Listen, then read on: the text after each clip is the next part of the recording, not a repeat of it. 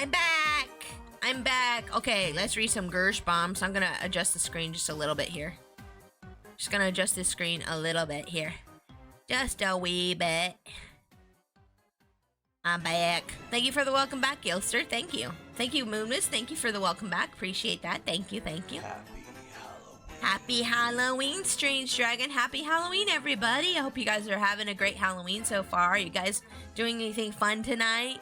You going trick-or-treating or anything? I am probably going to try to put together like a very quick last-minute costume because Chipotle is doing like a $6 special on their burritos tonight. And I'm like, ooh, I want that cheap burrito. I'm like, oh, but it's only if you wear a costume. Okay, I'm just going to like put on a hat or something and be like, yeah, this is my costume. Hopefully it'll work. Okay, let's go ahead and start this though. Night of the Living Dummy. Goosebumps 7 by R.L. Stine. Chris Powell struggled to get her twin sister's attention. Lindy Powell glanced up from the book she was reading to see what the problem was. Instead of her sister's pretty face, Lindy saw a round, pink bubble nearly the size of Chris's head.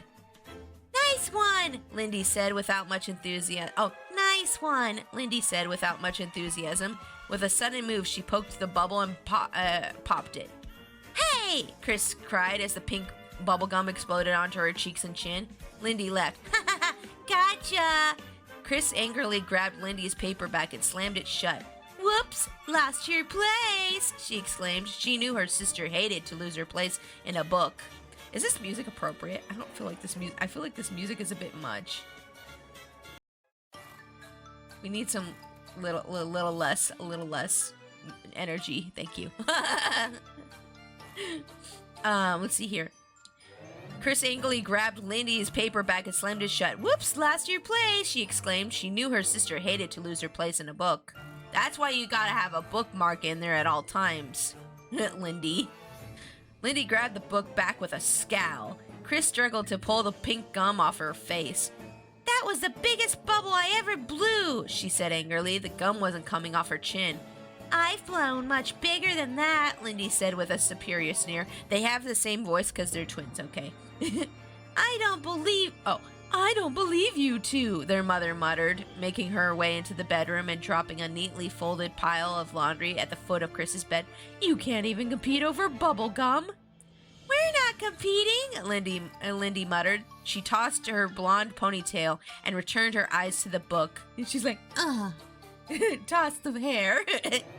Both girls had straight blonde hair, but Lindy kept hers long, usually tying it back behind her head or on one side in a ponytail, and Chris had hers cut very short. It was a way for people to tell the twins apart, for they were nearly identical in every way. Oh, so identical twins. Everybody always just assumes that twins are always identical. Sometimes they're just fraternal twins, where they're just like, it's, you know, they were just born together, you know? Let's see here. But both had broad foreheads and round blue eyes. Both had dimples in their cheeks when they smiled. Both blushed easily, large pink circles forming on their pale cheeks. Alex Song, welcome to stream. Hello. How much intelligence have you got? I've got a lot. How are you doing today? I hope you're having a great day. I am reading some Goosebumps today for Halloween. Happy Halloween. I hope you're ready for some spoopy tales. Let's see here. Both had broad foreheads and round blue eyes. Both had dimples on their cheeks when they smiled. Both blushed easily, large pink circles forming on their pale cheeks. Both thought their noses were a little too wide. Both wished they were a little taller. Lindy's best friend Alice was nearly 3 inches taller, even though she hadn't turned 12 yet. Oh, I think it's so silly how kids worry about being tall. Like, you're gonna get your growth spurt, and then, like, around, 16 is when most girls stop growing tall, so, yeah. So there's plenty of time for, what, hadn't even turned 12 yet? They're, 11? Oh, there's plenty of time to get tall. Did I get all of it off? Chris asked, rubbing her chin, which was red and sticky. Not all, Lindy told her, glancing up. There's some on your hair. Oh, great, Chris muttered. She grabbed at her hair, but couldn't find any bubblegum. Gotcha again, Lindy said, laughing. Haha, you're too easy. Chris uttered an angry growl. Why are you always so mean to me? Me? Mean? Lindy looked up wide-eyed innocence. I'm an angel. Ask anyone. Exasperated, Chris turned back to her mother, who was stuffing socks into a dresser drawer. Mom, when am I going to get my own room? On the 12th of never, Miss Powell replied, grinning. Chris groaned. That's what you always say, her mother shrugged. You know we don't have a spare inch, Chris. She turned to the bedroom window. Bright sunlight streamed through the filmy curtains. It's a beautiful day. What are you two doing inside? Mom, we're not little girls, Lindy said, rolling her eyes. We're 12. We're too old to go out. Okay, all right. You're too old. Okay. We're too old to go out and play. Did I get it all? Chris asked, still scraping pink patches of bubblegum off her chin. Leave it. It improves your complexion, Lindy told her. I wish you girls would be a little nicer to each other, Miss Powell said with a sigh. Oh, wait. Is it? I always get it mixed up. Mrs. Yeah, it's Mrs. Mrs. when you're married, right? Excuse me. They suddenly heard a shrill barking coming from downstairs. Barf, barf, barf, barf. What's Barky excited about now? Oh, wait, that's Mrs. Powell. Excuse me. What's Barky excited about now? Mrs. Powell fretted. The little black terrier was always barking about something. Why not take Barky for a walk? They called the dog Barky. Wow, such a creative name for the dog, Barky. Are you gonna call your fish, Poppy or something? I don't know. Let's see here. Don't feel like it, Lindy muttered, nose in her book. What about those beautiful new bikes you got for your birthdays? Mrs. Powell said, hands on hips. Those bikes you just couldn't live without. You know, the ones that have been sitting in the garage since you got them. Oh my gosh, these children are spoiled. Spoiled! I had to get hand-me-downs from other relatives for bikes and everything else growing up. Okay, you don't have to be sarcastic, Mom, Lindy said, closing her book. She stood up, stretched, and tossed the book onto her bed. You want to? Chris asked Lindy. Want to what? Go for a bike ride. We can ride to the playground, see if anyone's hanging out at the school. You just want to see if Robbie is there, Lindy said, making a face. So, Chris said, blushing. Go on, get some fresh air, Miss Powell urged. I'll see you later. I'm off to the supermarket. Chris peered into the dresser mirror. She had gotten most of the gum off. She brushed her short hair back with both hands. Come on, let's go out, she said. Last one out is a rotten egg. She darted to the doorway, beating her sister by half a step. As they burst out the back door with Barky yipping shrilly behind them, the afternoon sun was high in the cloudless sky. It's like... Okay. The air was still and dry. It felt more like summer than spring. Both girls were wearing shorts and sleeveless t-shirts. Lindy bent to pull open the garage door, then stopped. The house next door caught her eye. Look, they've got the walls up, she told Chris, pointing their backyard. That new house is going up so quickly, it's amazing, Chris said, following her sister's gaze. The builders had knocked down the old house during the winter. The new concrete foundation had been put down in March. Lindy and Chris had walked onto it when no workers were there, trying to figure out where the different rooms would go. Hold on, I need some chapstick for just a second. My puckers be dry. My puckers be dry. There we go. Okay. We're good. We're good now. Let's see here. And then I'm just gonna clear my throat real quick. Okay, we're good. Well, actually, I had to clear my nose, not my throat, to be specific. Not that anybody really cares. Let's see, where are we? Oh, yeah. Both girls were wearing shorts and sleeveless t-shirts. Lindy bent to pull open the garage door and then stopped. The house next... Oh, yeah, we read that part. Excuse me. I lost my place. Give me a sec. Oh, and now the walls had been built. The construction suddenly looked like a real house, rising up in the midst of tall stacks of lumber. A big mound of red-brown dirt, a pile of concrete blocks, and an assortment of power saws, tools, and machinery. No one's working today, Lindy said. They took a few steps towards the new house. Who do you think will move in? Chris wondered. Maybe some great-looking guy our age. Maybe some great-looking twin guys. Okay, you're a little young to be worried about that, but okay. Yuck! Lindy made a disgusted face. Twin guys, how drippy can you get? I can't believe you and I are in the same family. Chris was used to Lindy's sarcasm. Both girls liked being twins and hated being twins at the same time because they shared nearly everything: their looks, their clothing, their room. They were closer than most sisters ever get. But because they were so much alike, they also managed to drive each other crazy a lot of the time. Me and my sister are a lot like that. But we were also very different, so we didn't have, like, that problem exactly. But we were very close when we were younger. And we used to drive each other crazy. We had to share the same room our whole lives growing up. Let's see here. But because they were so much alike, they also managed to drive each other crazy a lot of the time. No one's around. Let's check out the new house, Lindy said. Chris followed her across the yard. A squirrel halfway up the wide trunk of the maple tree watched them warily. They made their way through an opening in the low shrubs. By the way, guys, I forgot to check earlier in stream, but is sound okay? Like, is the music too loud or am I too quiet? Let me know if anything needs to be adjusted. I will do it. Okay. I was just like, music sounds really loud on my end, but I don't know if it's too loud on your guys' end or not. Let me know. Wait, what? Oh, it stopped mid-sentence. They made their way through an opening in the low wait. Yeah. Wait. Where am I? Oh, okay. I'm popping in and out, but it's good. Okay, good. They made their way through an opening in the low shrubs that divided the 2 yards. Then, walking past the stacks of lumber and the tall mound of dirt, they climbed the concrete stoop. A sheet of heavy plastic. I'm like dyslexic, I swear. Sorry. A sheet of heavy plastic has been nailed over the opening where the front door would go. Chris pulled one end of the plastic up, and they slipped into the house. It was dark and cool inside, and had a fresh wood smell.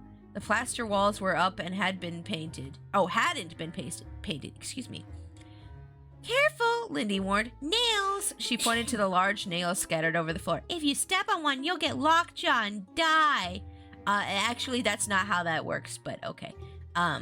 You wish, Chris said. I don't want you to die, Lindy replied. Just get lockjaw. Hee. Ha ha, Chris said sarcastically. This must be the living room, she said, making her way carefully across the front room to the fireplace against the back wall. A cathedral ceiling, Lindy said, staring up at the dark, exposed wooden beams above their heads. Neat! This is bigger than our living room, Chris remarked, peering up at out the large picture window to the street. It smells great, Lindy said, taking a deep breath. All the sawdust. It smells so piney. They made their way through the hall and explored the kitchen. Are those wires on? Chris asked, pointing at a cluster of black electrical wires suspended from the ceiling beams. Why don't you touch one and find out? Lindy suggested. You first, Chris shot back. The kitchen isn't very big, Lindy said, bending down to stare into the holes where the kitchen cabinets would go. She stood up and was about to suggest they check out the upstairs when she heard a sound. Grr. Huh? Her eyes widened in surprise. Is someone in here? Chris froze in the middle of the kitchen. They both listened. Silence.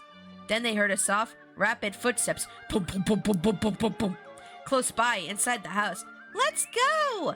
When Lindy was... Oh, no, she's whispering. Excuse me. Let's go!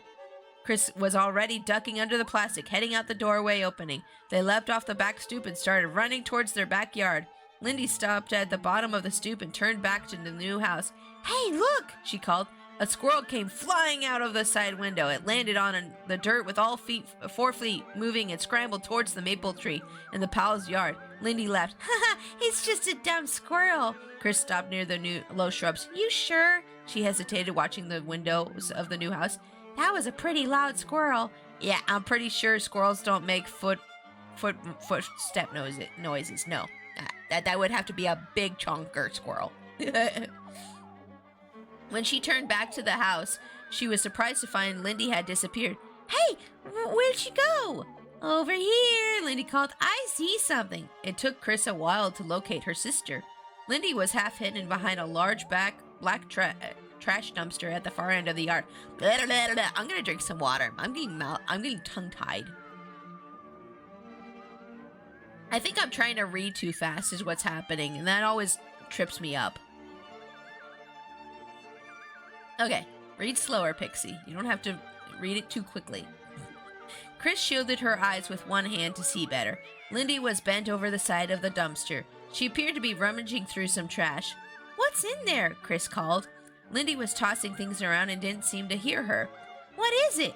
Chris called, taking a few reluctant steps towards the dumpster. Lindy didn't reply. Then slowly, she pulled something out. She started to hold it up. Its arms and legs dangled down limply. Chris could see a head with brown hair. A head? Arms with legs? Arms and legs? "Oh no!" Chris called aloud, raising her hands to her face in horror. "Uh-oh. It's a body! They found a body in the trash!" "No! A child? A child body! Oh my god! This is dark for Goosebumps, what?" Chris uttered a silent gasp, staring in horror as Lindy lifted him out of the trash dumpster. She could see his face, frozen in a wide-eyed stare. His brown hair stood stiffly on top of his head. He seemed to be wearing some sort of gray suit. His arms and legs dangled lifelessly. "Lindy!" Chris called, her throat caught with her. Is he alive?" Her heart pounding, Chris started to run to her sister. Lindy was cradling the poor thing in her arms. "Is he alive?" Chris repeated breathlessly. She stopped short when her sister started to laugh. "What? Why?" "No, not alive," Lindy called gleefully, and then Chris realized that it wasn't a child after all. "A dummy!" she shrieked. Oh, of course, the book's called A Night of the Living Dummy. Of course, they're not gonna put a dead child in a Goosebumps book. What are you, crazy pixie? Excuse me, the book got me. Excuse me. Okay, all right, fine. Let's see here. Lindy held it up. "A ventriloquist dummy," she said. "Someone threw him out. Do you believe it? He's in perfect shape." If someone threw that thing out, it's probably for a good reason. It took Lindy a while to notice that Chris was breathing hard, her face bright red. "Chris, what's your problem? Oh, wow, did you think this was a real kid?" Lindy laughed scornfully. No, of course not," Chris insisted. Lindy held the dummy up and examined his back, looking for the string to pull to make his mouth move. "I'm a real kid," Lindy made him say. She was speaking in a high-pitched voice. "Excuse me. I'm a real kid," Lindy made him say. She was speaking in a high-pitched voice through the gritted teeth, trying not to move her lips. "Dumb," Chris said, rolling her eyes. "I'm not dumb. You're dumb," Lindy made the dummy say in a high, squeaky voice. "How high do they want me to go?" "I'm not dumb. You're dumb," Lindy made the dummy say in a high, squeaky voice. When she pulled the string in his back, the wooden lips moved up and down, clicking as they moved. She moved her hand up his back and found the control to make his painted eyeballs shift from side to side. "He's probably filled with bugs," Chris said, making a disgusted face. "Throw him back, Lindy." "No way," Lindy insisted, rubbing her hand tenderly over the dummy's wooden hair. "I'm keeping him." "She's keeping me," she made the dummy say. Chris stared suspiciously at the dummy. His brown hair was painted on his head. His blue eyes moved only from side to side and couldn't blink. He had bright red painted lips curved up into an eerie smile. The lower lip had a chip on one side so that it didn't quite match the upper lip. The dummy wore a gray, double-breasted suit over a white shirt collar. The collar wasn't attached to a shirt. Instead, the dummy's wooden chest was painted white. Big brown leather shoes were attached to the ends of his thin, dangling limbs. "My name is Slippy," Lindy made the dummy say, moving his grinning mouth up and down. "Dumb," Chris repeated, shaking her head. "Why Slappy? Oh, Slappy, not Slip. Did I say Slippy? Oopsie. Slappy." "Come over here and I'll slap you," Lindy made him say, trying not to move her lips. "Come over here and I'll slap you." I'm not doing the teeth thing. Sorry. Chris groaned. "Are we going to ride our bikes to the playground or not, Lindy?" Afraid for Robbie misses you?" Lindy made Slappy ask. "Put that ugly thing down," Chris replied impatiently. "I'm not ugly," Slappy said in Lindy's squeaky... Wait, Slappy said... Oh, now we're changing the Oh, okay. Slappy said in Lindy's squeaky voice, sliding her eyes from side to side. "You're ugly! Your lips are moving," Chris told Lindy. "You're a lousy ventriloquist." "I'll get better," Lindy insisted. You mean you're really keeping it? Chris cried. I like Slappy. He's cute, Lindy said, cuddling the dummy against her front of her t-shirt. I'm cute, she made him say, and you're ugly. Shut up, Chris snapped to the dummy. You shut up, Slappy replied in Lindy's tight, high-pitched voice. What do you want to keep him for? Chris asked, following her sister down the street. I've always liked puppets, Lindy recalled. Remember those marionettes I used to have? I played with them for hours at a time. I made up long plays with them. Long plays? Like YouTube? I always played with the marionettes too, Chris remembered. You got the strings all tangled up, Lindy said, frowning. You weren't any good at it. Well, what are you gonna do with this dummy? Chris demanded. I don't know. Maybe I'll work up an act, Lindy said thoughtfully, shifting Slappy into her other arm. I bet I could earn some money with him, you know. Appear at a kid's birthday parties, put on shows. Happy birthday, she made Slappy declare. Hand over some money. Chris didn't laugh. The two girls walked along the street in front of their house. Lindy cradled Slappy in her arms, one hand up against his back. I think he's creepy, Chris said, kicking a large pebble across the street. You should put him back in the dumpster.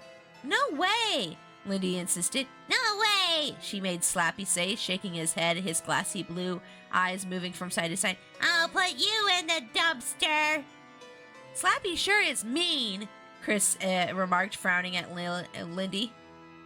Lindy laughed. Don't look at me, she teased. Complain to Slappy. Chris scowled. You're jealous, Lindy said, because I found him and you didn't. Chris started to protest, but they both heard voices. Chris looked up to see the two Marshall kids from down the block running towards them. Oh, I forgot my book. My book asset, and my microphone. I'm like 10 pages into the book, and I forgot my assets. Silly me. Let me get my assets real quick here. Let's see. Microphone. Let me get my Halloween mic. Don't pin it to my model. Yes, thank you. Okay. Oh, that's a big boy. We're gonna make that small. There we go. Okay, over here. Yes. Okay. And then let me just get my my book. Let me get my book. Where's my book? I totally forgot to get that. I had it set up, and then I was like, oh, wait, I'm going to watch the thing first. Yeah. Okay, let's see here. Goosebumps. Books. Goosebumps book arms. Yay, there we go. Okay.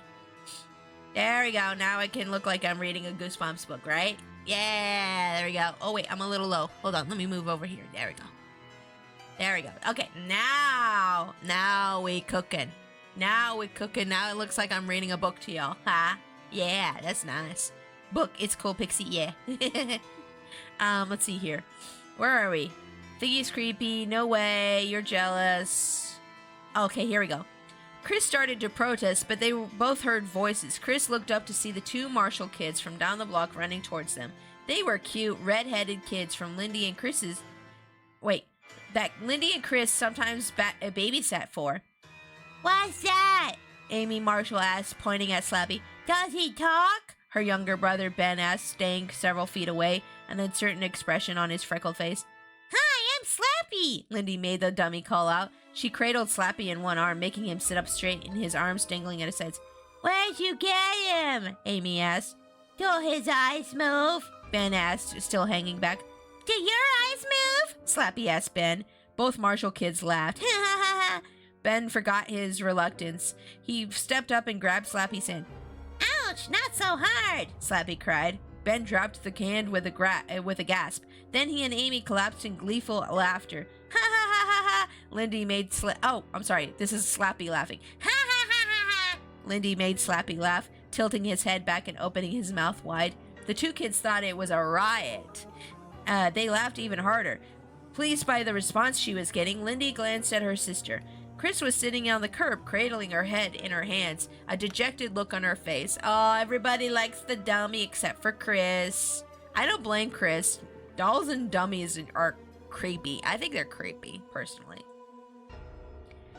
She's jealous, Lindy realized. Chris sees that the kids really like Slappy, and She's jealous, Lindy realized. Chris sees all the kids really like Slappy, and I'm getting all the attention, and she's totally jealous. I'm definitely keeping Slappy, Lindy told herself, secretly pleased at her little triumph. She stared into the dummy's bright blue painted eyes. To her surprise, the dummy seemed to be staring back at her, a twinkle of sunlight in his eyes, his grin wide and knowing. Dun dun dun! Okay. Who was that on the phone? Oh, I'm sorry, this is the dad. Who was that on the phone? Mr. Powell asked, shoveling another forkful of spaghetti into his mouth. Lindy slipped back into her place at the table. It was Mrs. Marshall, down the block. Does she want you to babysit? Oh, no. Sorry, that's the mom. Oh, hi, Mustachio. Welcome to stream. How you doing today? It's nice to see you. Happy Halloween. Happy Halloween. I'm reading some Goosebumps right now. I'm reading Night of the Living Dummy. Oh, you know what? I also forgot to load up Gomi in case anybody wanted to do a Gomi redeem. I better make sure to do that before anybody wastes their points. Just me forgetting some last minute setup stuff. Don't mind, guys. Don't worry about it. I'm gonna get Gomi loaded up. There we go. There we go. Okay, he should be working now. Okay, and there we go. Okay, got that. Okay, I got it. Okay, I got it. Okay, let's see here. Does she want you to babysit? Mrs. Powell asked, reaching for the salad bowl. She turned to Chris. Don't you want any salad? Chris wiped spaghetti sauce off her chin with a napkin. Maybe later. No, Lindy answered. She wants me to perform at Amy's birthday party with Slappy. Your first job, Mr. Powell said. A smile crossed his slender face. Amy and Ben like Slappy so much, they insisted on him, Lindy said. Mrs. Marshall is going to pay me $20. That's great, the mother explained. She passed the salad bowl across the table to her husband. It's been years since I read Goosebumps. Yeah, I never got to read these as a kid because I grew up super sheltered. So I'm glad I get to read. I've been doing a tradition every year for my streams since I started VTubing 4 years ago, where I read Goosebumps books every year for Halloween. And so yeah, that's my way of making up for my childhood, is reading Goosebumps now. Let's see here. Where is it? It had been a week since Lindy rescued Slappy from the trash dumpster. Every day after school, she had spent hours in her room rehearsing with him, working on his voice, practicing not moving her lips, thinking up jokes to perform with him. Chris kept insisting the whole thing was dumb.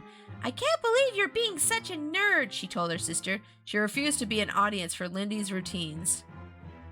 It's super cute. That's super cute. Aw, thank you. I appreciate that.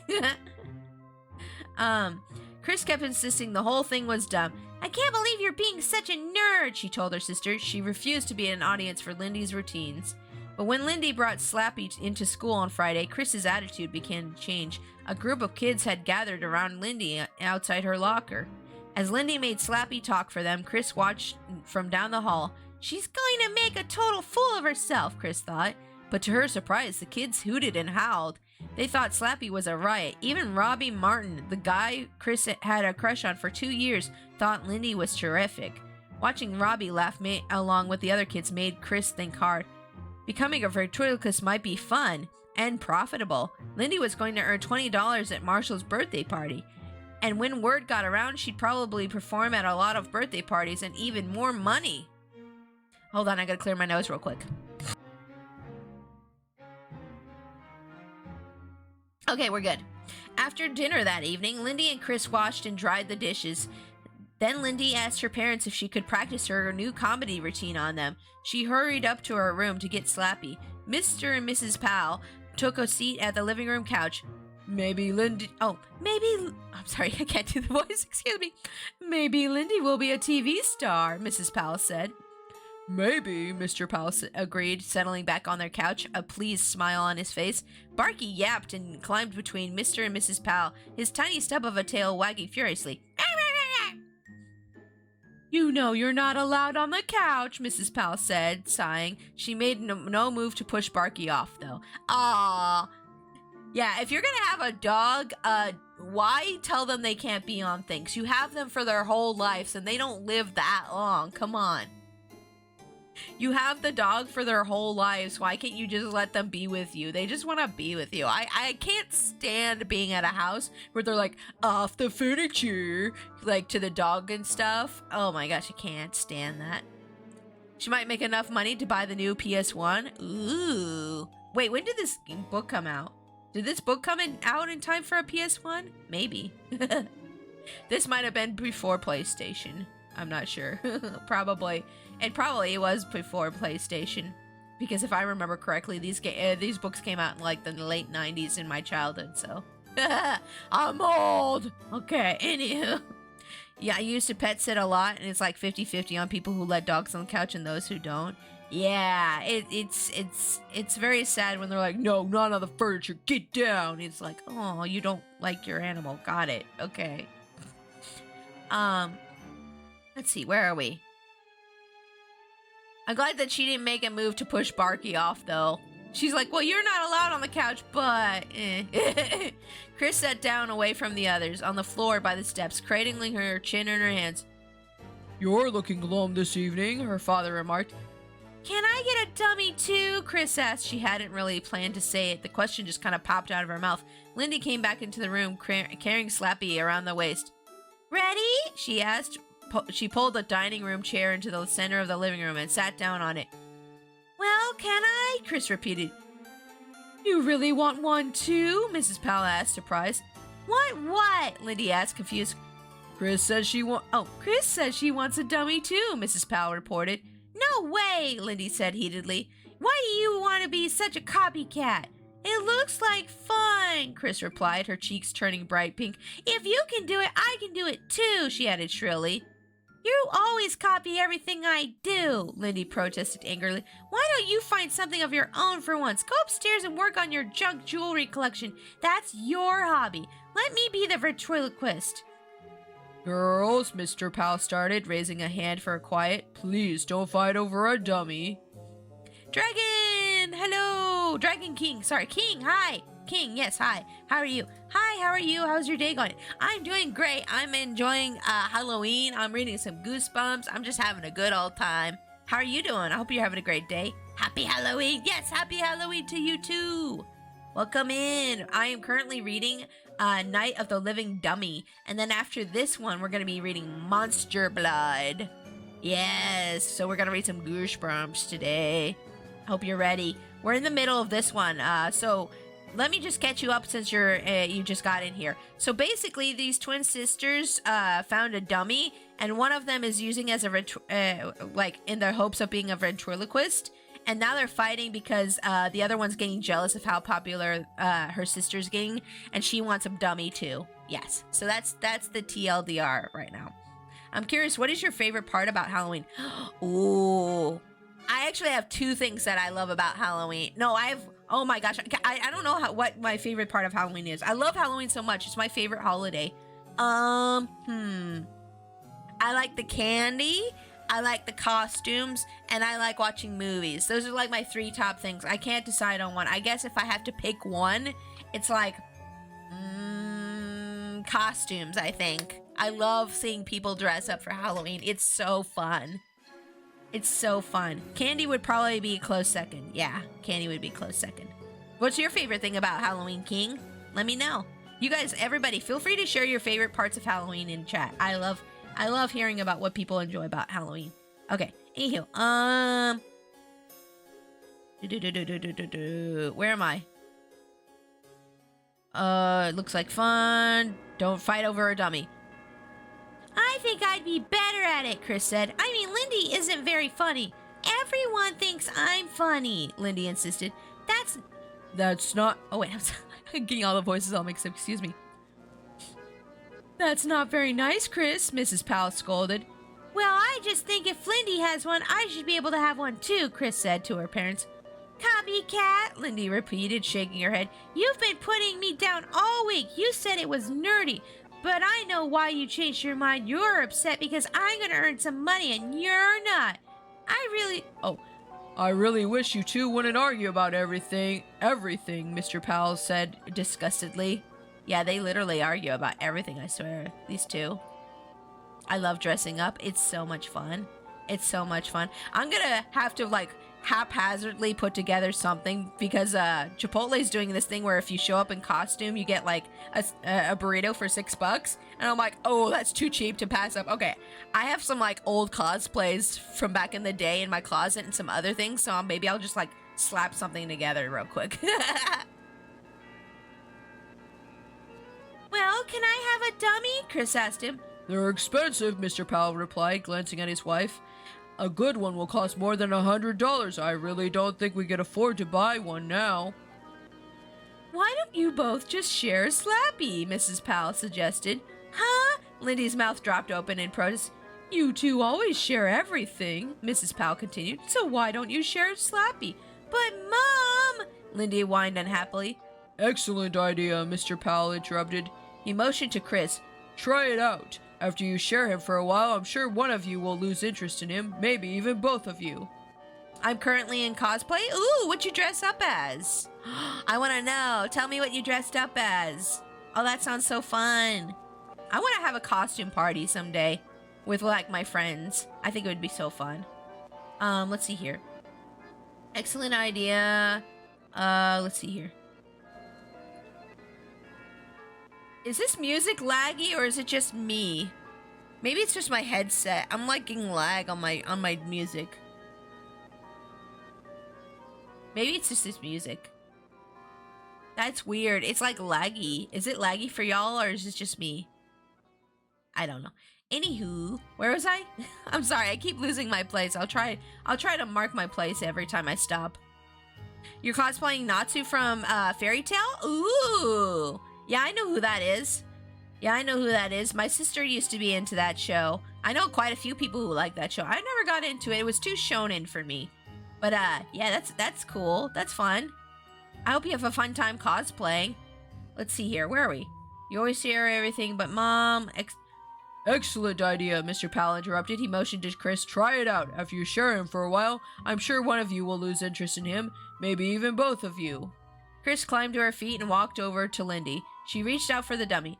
I don't mind sharing, she said quietly, searching her sister's eyes for approval of the idea. Can I hold him for just a second? Lindy held onto Slappy tightly. Suddenly, the dummy's head tilted back and his mouth opened wide. Beat it, Chris, he snarled in a harsh, raspy voice. Get lost, you stupid moron! Before Chris could back away, Slappy's wooden hand shot up and he slapped her hard across the face. He did not! Oh! Ow! Chris screamed and raised her hand to her cheek, which was bright pink. She stepped back. Stop it, Lindy! That hurt! Me? Lindy cried. I didn't do it. Slappy did. Don't be dumb, Chris protested, rubbing her cheek. You really hurt me. But I didn't do it, Lindy cried. She turned Slappy's face towards her. Why were you so rude to Chris? Mr. Powell jumped up from the couch. Stop acting dumb and apologize to your sister, he ordered. Lindy bowed Slappy's head. I'm sorry, she made the dummy say. No, in your own voice, Mr. Powell insisted, crossing his arms in front of his chest. Slappy didn't hurt Chris, you did. Okay, Lindy muttered, blushing. She avoided Chris's angry stare. I'm sorry here. I'm sorry. I'm sorry here. She dumped Slappy into Chris's arms. Chris was so surprised she nearly dropped the dummy. Slappy was heavier than she had imagined. Now what am I supposed to do with him? Chris asked Lindy. Lindy shrugged and crossed the room to the couch, where she dropped down beside her mother.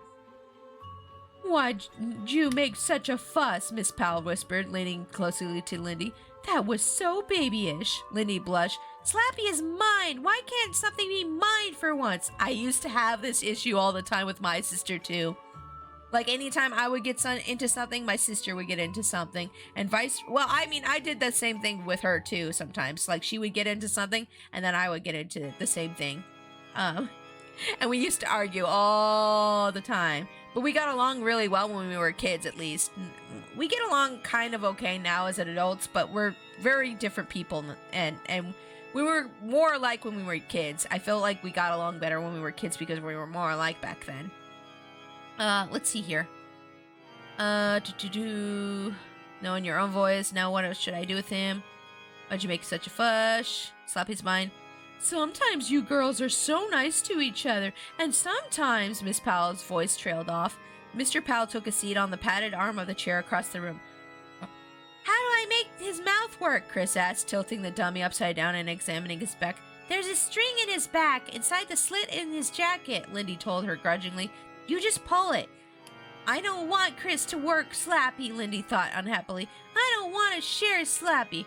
Why can't I have something that belongs to just me? Why do I always have to share everything with her? Why does Chris always want to copy me? Probably because she admires you and likes you. That's usually why people copy you. Like, if you guys have any brothers or sisters who are younger than you and they copy you, it's just because they admire you and they want to be like you. It's not, I know it's annoying, but, just know that you're being admired and looked up to, so. She gritted her teeth and waited for her anger to fade. Later that night, Chris sat straight up in bed. She had a bad dream. I was being chased, she remembered, her heart still pounding. Chased by what? By whom? She couldn't remember. She glanced around the shadowy room, waiting for her heartbeat to return to normal.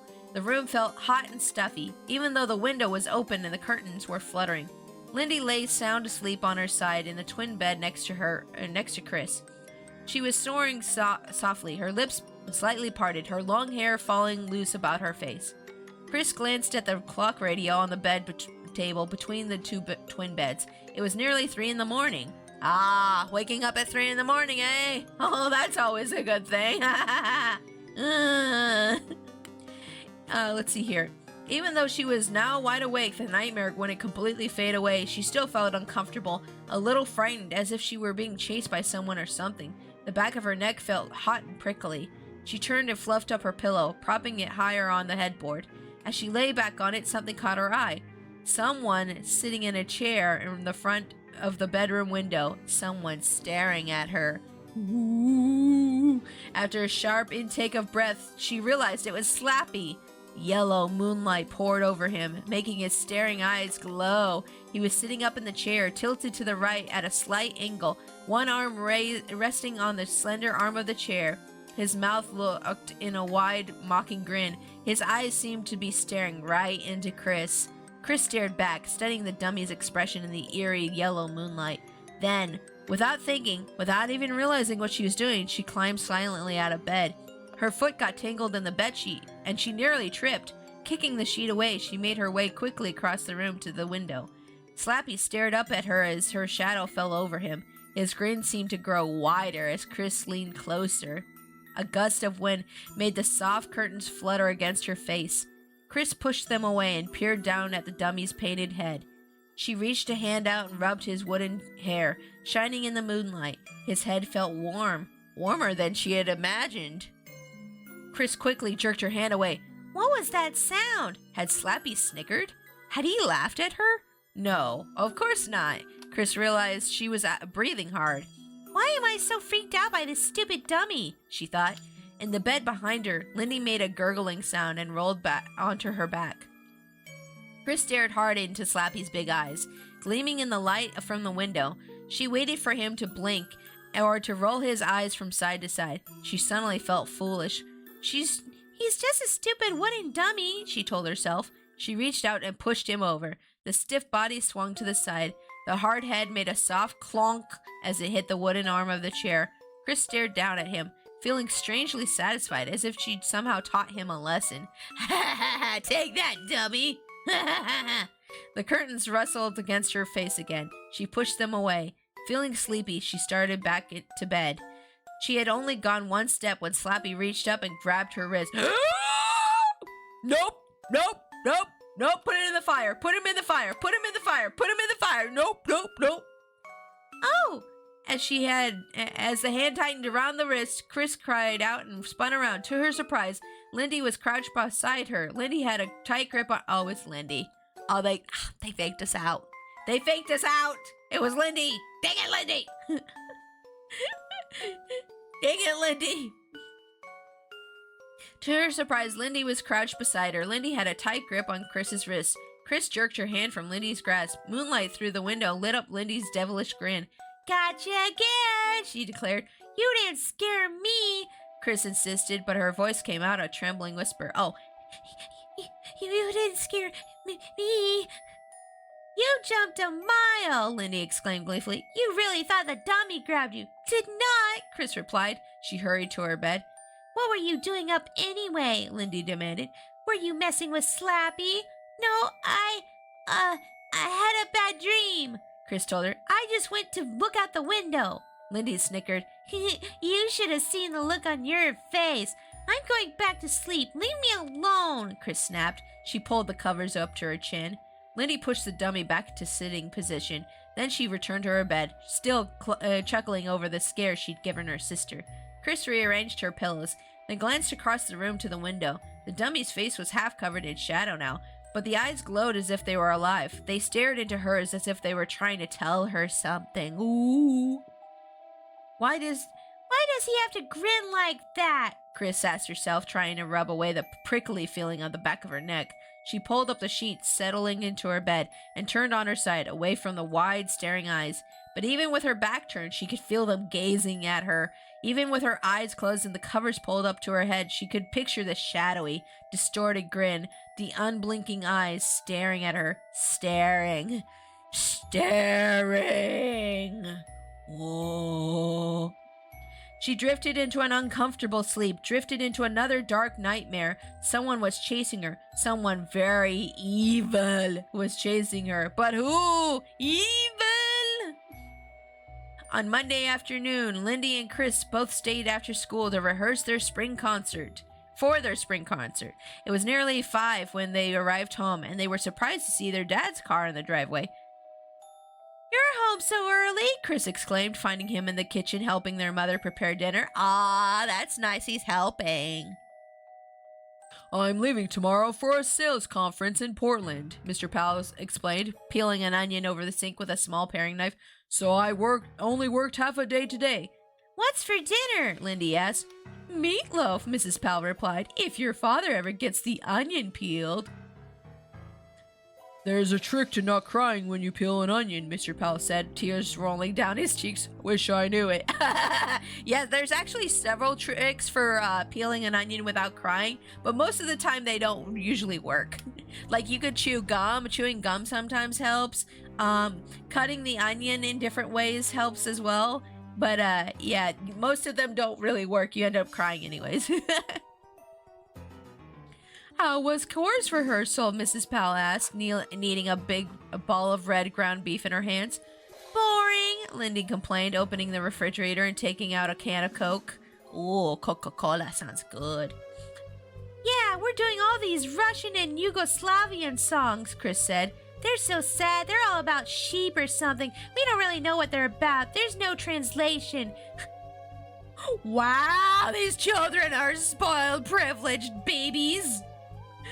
Yeah, we're doing these songs from another country. I don't respect their culture. I'm just gonna make fun of them. I ought to beat you both.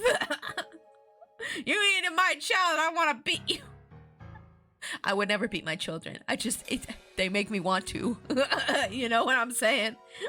Oh my gosh. Mr. Powell rushed to the sink and began splashing cold water on his red, runny eyes.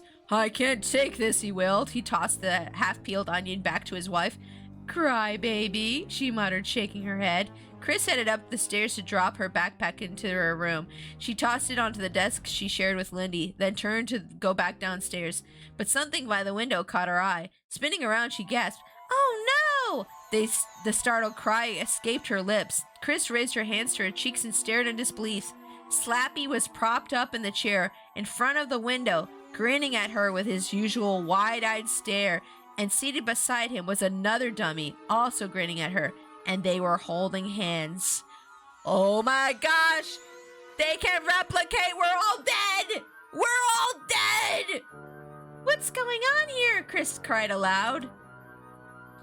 Do you like him? At first, Chris thought that Slappy had asked her the question. She gaped in stunned belief.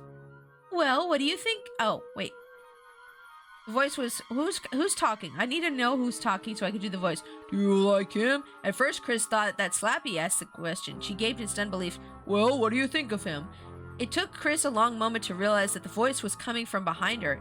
She turned to find her father standing in the doorway, still dabbing his eyes with a wet dish towel. The new dummy? Chris stammered. He's for you, Mr. Powell said, stepping into her room, the wet towel pressed against both eyes. Wait, he went out and bought her the dummy? Aw, that's so nice. Geez, that's a lot of money to just drop on a thing that the kid might give up in like 2 days. Really? Chris hurried over to the chair and picked up the new dummy to examine him. There's a tiny pawn shop in the corner across from my office, Mr. Powell said, lowering the towel. I was walking past, and believe it or not, this guy was at the window. He was cheap, too. I think the pawnbroker was glad to get rid of him. That is very lucky. I mean, maybe that was easier to get, like, a puppet like that back in the 90s, but nowadays you're going to be spending a lot of money for, like, a marionette thing like this. Let's see. He's cute, Chris said, searching for the right word. He looks like Lindy's dummy, except his hair is bright red, not brown. Probably made by the same company, Mr. Powell said. His clothes are better than Slappy's, Chris said, holding the dummy out at arm's length to get a good view. I hate that stupid gray suit on Lindy's dummy.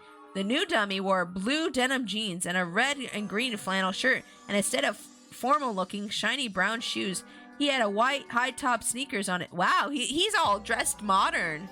And the other guy's like all gray suit and boring. Oh no. Her sister's gonna be jelly. Oh. Let's see here. So you like him? Mr. Powell asked, smiling. I love him, Chris cried happily. She crossed the room and gave her dad a hug. Aww. Then she picked up the dummy and ran out of the room, down the stairs and into the kitchen. Hey everybody, meet Mr. Wood. Mr. Wood? At least Slappy was kind of creative. This is Mr. Wood. Wow, okay. She declared happily, holding the grinning dummy up in front of her.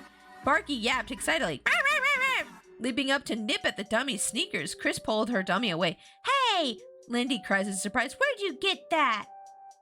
From Daddy! Chris said, her grin wider than the dummy's. I'm going to start practicing with him after dinner, and I'm going to be a better ventriloquist than you. Man, I feel kind of bad for Lindy. Like, Lindy finds this guy in the trash. Oh, hi, Wild Saber. Welcome to stream. How's your day going? Oh, those emotes are cute. Happy Halloween. How you doing? I'm reading some Goosebumps today. It's my yearly Goosebumps ASMR tradition. We're reading Night of the Living Mummy. Dummy. Excuse me. Dummy. Not mummy. Excuse me. I feel bad for Lindy, though. She found the guy in the trash, tried to make her own thing with it, and then her sister's like, I'm gonna do it too. And then she gets a new dummy that looks better than hers. Like, that's crappy. That sucks. Chris, Mrs. Powell scolded, everything isn't a competition, you know. I already have a job with Slappy, Lindy said with a superior sneer. And you're just getting started. You're just a beginner. Mr. Wood is much better looking than Slappy, Chris said, mirroring her twin sneer. Mr. Wood is cool looking. That gray suit on your dummy is the pits. You think that ratty old shirt is cool looking? Lindy scoffed, making a disgusted face. Yuck! That old dummy probably has worms. Oh yeah, Chris replied, tossing Mr. Wood over her shoulder. I must have a sense of humor. I put up with you, didn't I? Copycat! Copycat! Lindy cried angrily. Out of the kitchen, Mrs. Powell ordered with an impatient shriek. Out! Get out! You two are impossible. The dummies have better personalities than either of you. Thanks, Mom, Chris said sarcastically. Call me for dinner, Lindy called back. I'm going upstairs to practice my act with Slappy for the birthday party on Saturday.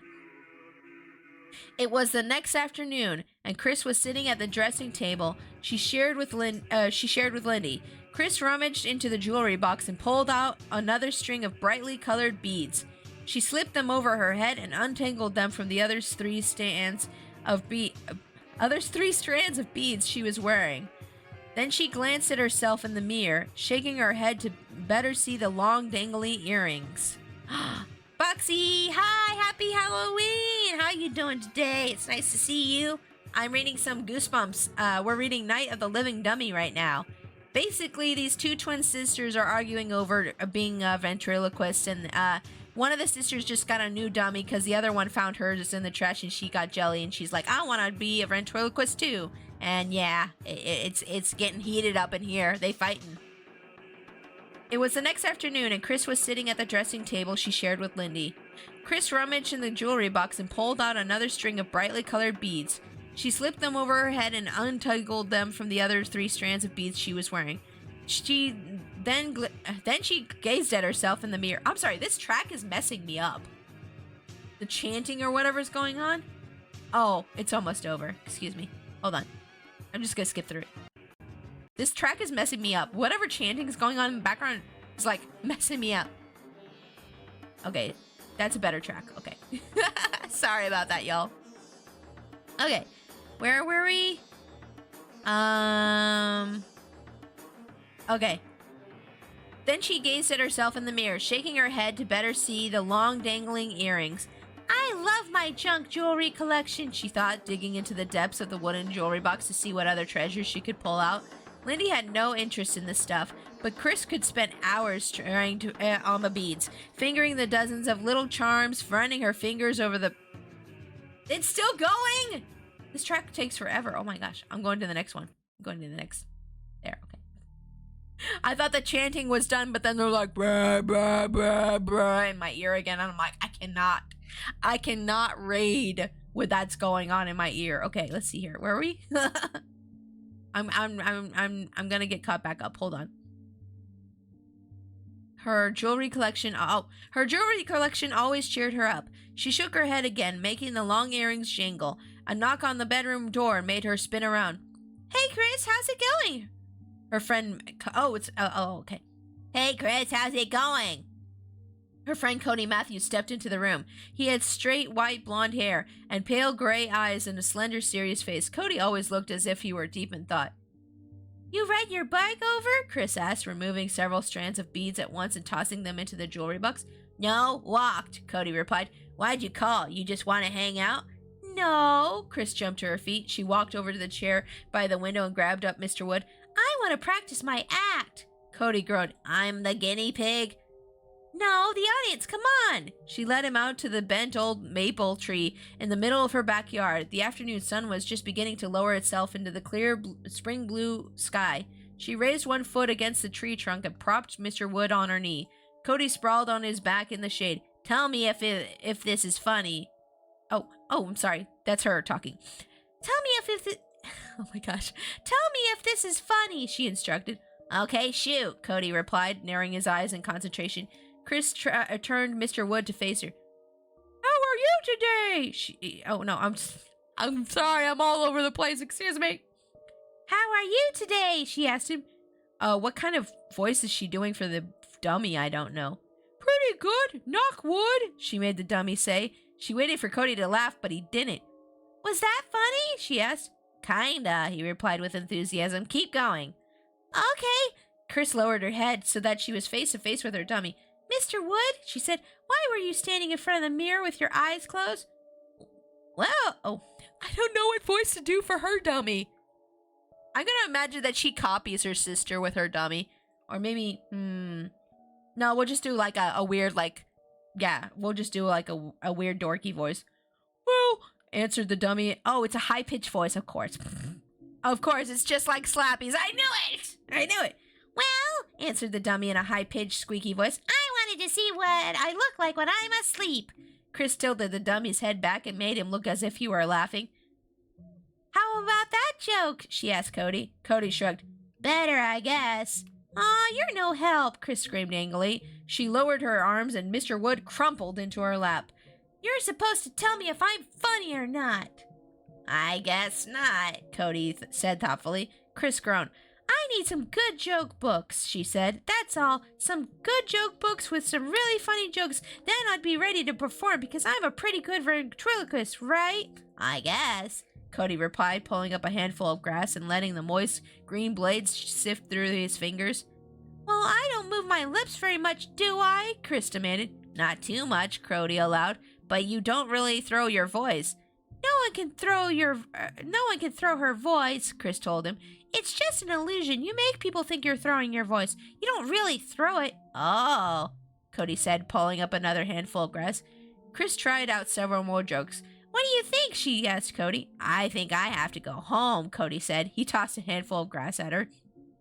She's like, she was hyping herself up and being like, I'd be better than you, sis, to like Lindy and stuff. She's like, not funny at all. Oh no. Oopsie, I didn't mean to go back a page. Hold up. There we go. Boop boop. Oh, you booped the window. Nice. She's like, I'd be so much better than you, and then she finally gets a doll, and then she's just like, not. Maybe you should have thought of this before you had your parents spend $100-something on a new dummy. Let's see here. Chris tried out several more jokes. What do you think? Okay, we read that. Chris brush. Why is that? Chris brushed the green blades off of Mr. Wood's wooden head. She rubbed her hand gently over the dummy's painted red hair. You're hurting Mr. Wood's feelings. Oh, you're hurting Mr. Wood's feelings, she told Cody. I thought that was Cody talking. Excuse me. Cody climbed to his feet. Why do you want to mess with that thing anyway? He asked, pushing his white blonde hair back on his forehead. Because it's fun, Chris replied. Is that the real reason? Cody demanded. Well, I guess I want to show Lindy that I'm better at it than she is. You two are weird, Cody declared. See you in school. He gave her a little wave, then turned and headed for his home down the block. Chris pulled the blankets and climbed into bed. Okay, so this is later. Hold on, let me take a sip from my water real quick. I'm just going to clear my throat real quick. Okay, we're good. Chris pulled down the blankets and climbed into bed. Pale moonlight filtered in through the bedroom window. Yawning, she glanced at her clock radio. Nearly 10. She could hear Lindy brushing her teeth in the bathroom across the hall. Why does Lindy always hum when she brushes her teeth? Chris wondered. How can one twin sister do so many annoying things? That's just how it is when you live with someone. You just start to get, like, annoyed at little things that they do. But, like, you know, if you love and care about them enough, those annoying things don't really bother you that much. She gave Mr. Wood one last glance. She was propped, not pooped, excuse me. He was propped in the chair in front of the window. Oh my gosh, read! His hands carefully placed on his lap, his white sneakers hanging over the chair edge. He looks like a real person, Chris thought sleepily. Wow. Yeah, I think I need another hydrate after that fumble. Let me take a sip of my coffee. Hold up. I keep speeding up. That's what my problem is. I'm trying to read too quickly. Okay. Where am I?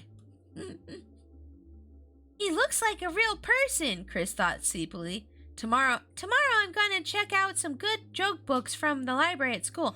I can be funnier than Lindy. I know I can. She settled back sleepily onto her pillow. I'll be asleep as soon as we turn off the lights, she thought. Boop, boop.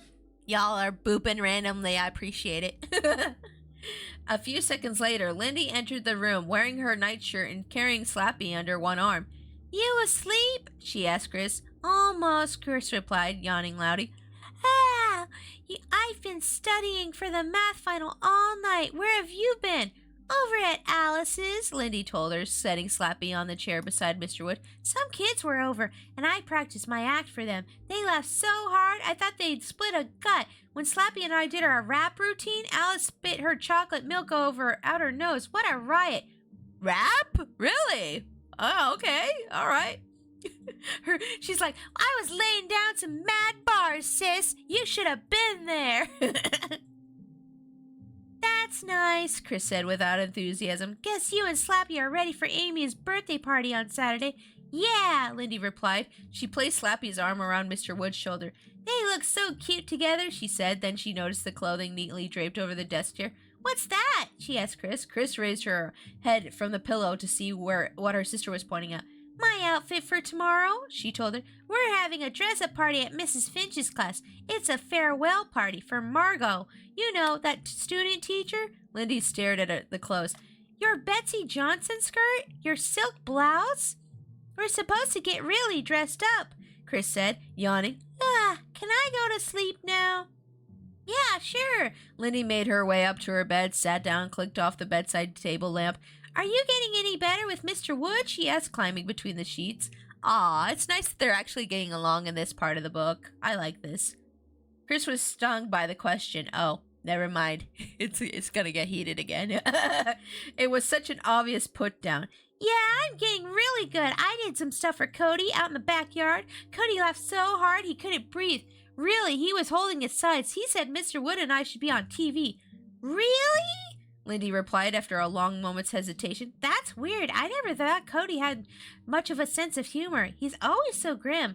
I don't think I've ever seen him laugh. Well, he was laughing at Mr. Wood and me, Chris insisted, wishing she were a better liar. Awesome, Lindy muttered. I can't wait to see your act. Neither can I, Chris thought glumly. A few seconds later, they were both asleep. Their mother's voice, calling from downstairs, awoke them at 7 in the morning. Bright, morning orange sunlight poured in through the window. Chris could hear birds chirping happily in the old maple tree. Rise and shine, rise and shine. Every morning, Mrs. Powell shouted up the same words. Chris rubbed the sleep from her eyes, then stretched her arms high over her head. She glanced across the room and uttered a quiet gasp. Hey, what's going on? She reached across to Lindy's bed and shook Lindy by the shoulder. What's going on? Huh? Lindy, startled, sat straight up.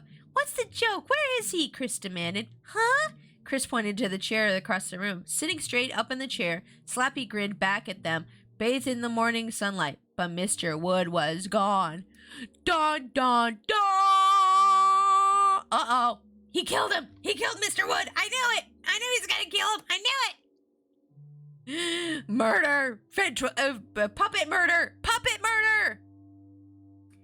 Let's see. Chris blinked several times and pushed herself up in bed with both hands. Her left hand tingled. She must have been sleeping on it, she realized. What? What's wrong? Lindy asked, her voice fogged with sleep. Where's Mr. Wood? Where'd you put him? Chris demanded impatiently. Huh? Put him? Lindy struggled to focus her eyes. She saw Slappy sitting stiffly on the chair across the room by himself. It's not funny, Chris snapped. She climbed out of bed, pulled down the hem of her nightshirt, and made her way to the chair in front of the window. Don't you ever get tired of playing stupid jokes? Jokes? Huh? Lindy lowered her feet to the floor. Chris bent down to search the floor under the chair. Then she moved to the front of the bed and got down on her knees to search under both twin beds. Where is he, Lindy? She asked angrily, on her knees at the foot of the bed. I don't think this is funny. I really don't. Well, neither do I, Lindy insisted, standing up and searching. Chris climbed to her feet. Her eyes went wide as she spotted the missing dummy. Oh! Lindy followed her sister's startled gaze. Oh no, is he like smashed up or something? Oh no. Dead puppet under the bed. Mr. Wood grinned at them from the doorway. He appeared to be standing, his skinny legs bent at an awkward, oh my gosh, awkward angle. What did you do? He was wearing Chris's dress-up clothes, the Betsy Johnson skirt and silk blouse. Her mouth wide open in surprise, Chris made her way quickly to the doorway. She immediately saw that the dummy wasn't really standing on his own. He had been propped up, the doorknob shoved into the opening on his back. She grabbed the dummy by the waist and pulled him away from the door. My blouse! It's all wrinkled, she cried, holding it so Lindy could see. She narrowed her eyes angrily at her sister. This was so obnoxious of you, Lindy. Me? Lindy shrieked. I swear, Chris, I didn't do it. I slept like a rock last night. I didn't move. I didn't get up till you woke me. I didn't do it, really. Chris stared hard at her sister, then lowered her eyes to the dummy. In her blouse and skirt, Mr. Wood grinned up at her, as if enjoying her bewilderment. Well, Mr. Wood, she said aloud, I guess you put on my clothes and walked to the door all by yourself. Lindy started to say something, but their mother's voice from downstairs interrupted. Are you girls going to school today? Where are you? You're late. Coming, Chris called down, casting an angry glance at Lindy. She carefully set Mr. Wood down on his back on her bed and pulled her skirt and blouse off of him. She looked up to see Lindy making a mad dash across the hall to be the first to the bathroom. Sighing, Chris stared down at Mr. Wood. The dummy grinned up at her, a mischievous grin. Well, what's going on? She asked the dummy. I didn't dress you up and move you, and Lindy swears she didn't do it. But what if we didn't do it, she thought. Who did? Uh-oh. Uh-oh. Tilt his head forward, Lindy instructed. That's it. If you bounce him up and down a little, it'll make him look like he's laughing. Chris obediently bounced Mr. Wood on her lap, making him laugh. Don't move his mouth so much, Lindy told her. I think you're both crazy, Lindy's friend Alice said. So what else is new? Wait, was that the voice I was doing? So what else is new? All four of them were sitting in a small patch of shade under the bent old maple tree in Pal's backyard. It was a hot Saturday afternoon, the sun high in a pale blue sky, streaks of yellow light filtering down through the shifting leaves above their heads.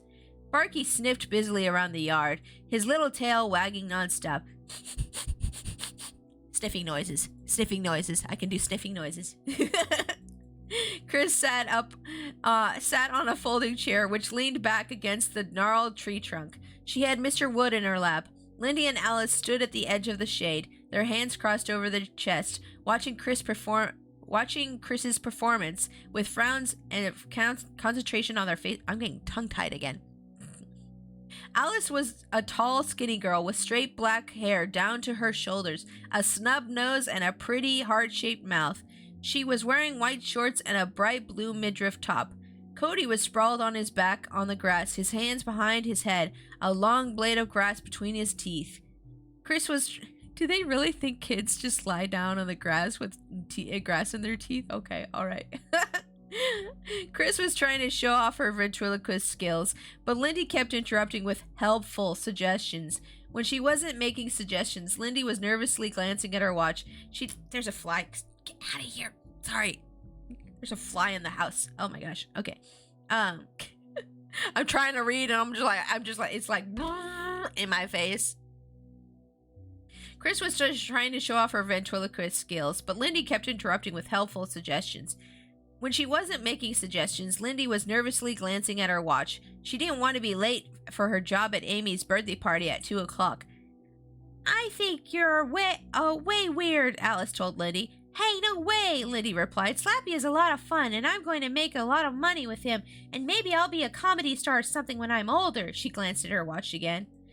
Well, everyone at school thinks you're both weird, Alice said, swatting a fly off of her bare arm. I had to suppress a burp, sorry. Well, everyone at school thinks you're both weird. Okay, yeah, there we go. Who cares, Lindy replied sharply. They're all weird, too. And so are you. Oh, and so are you, Chris made Mr. Wood say. I could see your lips move, Lindy told Chris. Chris rolled her eyes. Give me a break. You've been giving me a hard time all morning. Just trying to help, Lindy said. You don't have to be so defensive, do you? Chris uttered an angry growl. Urgh.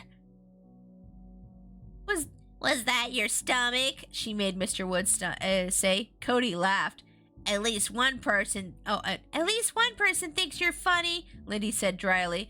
But if you want to do parties, you really should get better jokes. Chris let the dummy slump on her lap. I couldn't find any joke books, she said dejectedly. Where do you find your jokes? A superior sneer formed on Lindsay's face. She tossed her long hair behind her shoulder. I make up my own jokes, she replied snootily. Some people just got it, and then some people just don't. You know what I'm saying with, like, being funny? Like, I'm usually only funny by accident. I'm only funny by accident. I don't know. You have to, like... You either have it or you don't with being funny. It's just some people aren't. Let's see here. Okay. You're a joke. Oh, you're a joke, Cody said. Ha ha, remind me to laugh later, Lindy said sarcastically. I can't believe you don't have your dummy out here, Alice told Lindy. I mean, don't you want to rehearse for the party? No need, Lindy replied. I got my act down. I don't want to over-rehearse, Chris groaned loudly. Huh. Some of the other parents are just... Oh, wait, who's saying this? Okay, Lindy. Sorry, I just don't want to mess up the voices. Some of the other parents are staying over at the birthday party to watch Slappy and me, Lindy continued, ignoring Chris's sarcasm. If the kids like me, their parents might hire me for their parties. Maybe you and... I need to do a different voice for Alice. Maybe you and Chris should do an act together, Alice suggested. That could be really awesome. Yeah, what an act. There'd be 4 dummies, Cody joked. Alice was the only one to laugh. Oh, Cody's like, ah. Lindy made a face at Cody. That actually might be fun, she thought thoughtfully, and then she added, when Chris is ready. Chris drew in her breath and prepared to make an angry reply, but before she could say anything, Lindy grabbed Mr. Wood from her hands. Let me give you a few pointers, Lindy said, pointing one foot on Chris's folding chair and arranging Mr. Wood on her lap. You have to hold him straighter like this. Hey, give him back, Chris demanded, reaching for her dummy. As she reached up, Mr. Wood suddenly lowered his head until he was staring down at her. You're a jerk. You're a jerk, he rasped in Chris's face, speaking in a low voice. Sorry. You're a jerk, he rasped in Chris's face, speaking in a low, throaty growl. Huh? Chris pulled back in surprise. You're a stupid jerk, Mr. Work repeated nastily in the same harsh growl. Lindy, stop it! Cody and Alice both stared in open-mouthed surprise. Stupid moron! Get lost, stupid jerk! The dummy rasped in Chris's face. Whoa! Chris exclaimed. Make him stop! Chris screamed at her sister. I can't! Lindy cried in a trembling voice. Her face became pale. Her eyes became wide with fear. I can't make him stop, Chris. He's speaking for himself. Okay, so now both dummies are evil? Is that what's going on? What's going on? It's like, is it like the discontent between the twins is infecting the dummies and making them evil somehow? Like, is that what it is? Their fighting is making the dummies misbehave? What the heck? What the heck? The dummy glared at Chris, its grin ugly and evil. I can't make him stop. I'm not doing it, Lindy cried, tugging at with all her might. She pulled Mr. Wood out of Chris's face. Thank you so much for the raid, Princess Otter. Welcome in, raiders. Hi, my name's Pixie. I'm a Princess Raccoon VTuber. I'm also an artist, live 2D rigger, and I play games. Welcome in, y'all. Thank you so much for that raid, Princess Otter. How was your stream? What were you doing? Thank you so much for that raid. I hope y'all are doing great. Happy Halloween. Happy Halloween. If any of you guys need to go... Oh, thank you for the biddy souls. Aw, y'all are so sweet. Thank you. If any of you guys need to go lie down, relax, get some food, get some drinks, feel free to go ahead and do that. Ooh, you were playing FF Tactics. Nice. My hubby likes those games a lot. Is that the new one where they had the voice acting? Final Fantasy Tactics, and I was going to do Barony, but PC was noping on me. Oh, Barony is so fun. Oh my gosh, me and my hubby went through the whole thing together. Oh, Barony is super fun to play with friends and just like people that you have fun with. Oh, that's so good. That's the only roguelike game that I've ever played and finished. Oh, it's so good though. So good. It's so fun. It's so silly. Yeah, you should play it. I have all the Barony DLCs. Ooh, I've never played the DLCs. Oh, that sounds fun too. Well, I hope you get to play it soon. I'm sorry your computer went poo-poo on you. But welcome in. Thank you again for that raid.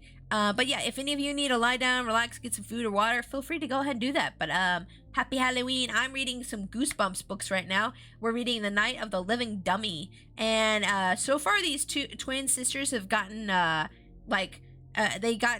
ventriloquist dummies, and they've been fighting over who's funnier with them. And now one of them is acting up and bullying the other one, and they're like, hey, make him stop saying those things. And she's like, I can't make him stop. Oh no. Tugging with all her might, she pulled Mr. Wood out of Chris's face. Cody and Alice flashed each other bewildered glances. Frightened, Chris raised herself from the folding chair and backed up against the tree trunk. He's talking on his own? She stared hard at the grinning dummy. I think so. I'm all mixed up, Lindy declared, her cheeks bright pink. Barky yipped and jumped on Lindy's legs, trying to get her attention, but she kept her gaze on Chris's frightened face. The dog knows. It's an evil puppet. This is a joke, right? Cody asked hopefully. What's going on? Alice demanded, her arms crossed in front of her chest. Ignoring them, Lindy handed Mr. Wood back to Chris. Here, take him. He's yours. Maybe you can control him. But Lindy, Chris started to protest. Lindy glared at her watch. Oh no, the party, I'm late. Shaking her head, she took off towards the house. Later, she called without looking back. The DLCs are just races and classes. Oh, so you get more races and more classes? That's kind of cool, though. Yeah, I hope you have fun playing Barony when you get a chance. It's so fun. It's so cute. Let's see here. Another party, I'm late, blah, blah, blah. But Lindy... The kitchen door slammed behind Lindy. Holding Mr. Wood by the shoulders, Chris lowered her eyes to his face. Wait. His face? You mean her face? He grinned up at her, a devilish grin, his eyes staring intently into hers. Quiz. What if I just start reading the whole book in like an uwu voice? Like, Quiz Wang is away, wait, bye, bye, bye, bye. No, not doing that. That would make everybody leave. Chris swung easily, leaning back and raising her feet into the air. The chain squeaked with every swing. The old backyard swing set, half covered with rust, hadn't been used much in recent years. The early evening sun was lowering itself behind the house. The aroma of roasting chicken floated out from the kitchen window. Ooh, cheeky. Ooh, roasty cheeky. Chris could hear her mother busy in the kitchen preparing dinner. Barky yapped beneath her. Chris dropped her feet to the ground and stopped to the swing to avoid kicking him. Excuse me. Dumb dog, don't you know you could get hurt? The dog's not dumb. Why are you swinging your feet around? He just wants to be near you. These kids are so spoiled. Oh my gosh. Barky yapped beneath her. Chris dropped her feet to the ground and... Oh, I read that. Excuse me. She looked up to see Lindy come running up the driveway. Oh my gosh, what is wrong with my mouth? Holding Slappy under her arm. From the smile on Lindy's face, Chris knew at once that the birthday party had been a triumph. But she had to ask anyway. How'd it go? It was awesome, Lindy exclaimed. Slappy and I were great. Chris pulled herself off the swing and forced a smile to her face. That's nice, she offered. The kids thought we were a riot, Lindy continued. She pulled Slappy up. Didn't they, Slappy? They liked me, hated you, Slappy declared in Lindy's high-pitched voice. Chris forced a laugh. I'm glad it went okay, she said, trying hard to be a good sport. I did a sing-along with Slappy, and it went over really well. Then Slappy and I did our rap routine. What a hit. I really want to know what the rap routine was like. They keep mentioning it, and I'm very curious what they would rap about. Lindy gushed. She's spreading it on a little thick, Chris thought bitterly. Chris couldn't help feeling jealous. The kids all lined up to talk to Slappy, Lindy continued. Didn't they, Slappy? Everyone loved me, she made the dummy say. Where's my share of the loot? So you got paid $20? Chris asked, kicking at a clump of weeds. 25, Lindy replied. Amy's mom said I was so good she'd pay me extra. Oh, and guess what else? You know Mrs. Evans, the woman who always wears the leopard skin pants? You know Anna's mom? She asked me to do Anna's party next Sunday. She's going to pay me $30. I'm going to be rich. I mean, that was a lot of money as a kid. Like, getting $20 or $30 as a kid was like, whoa.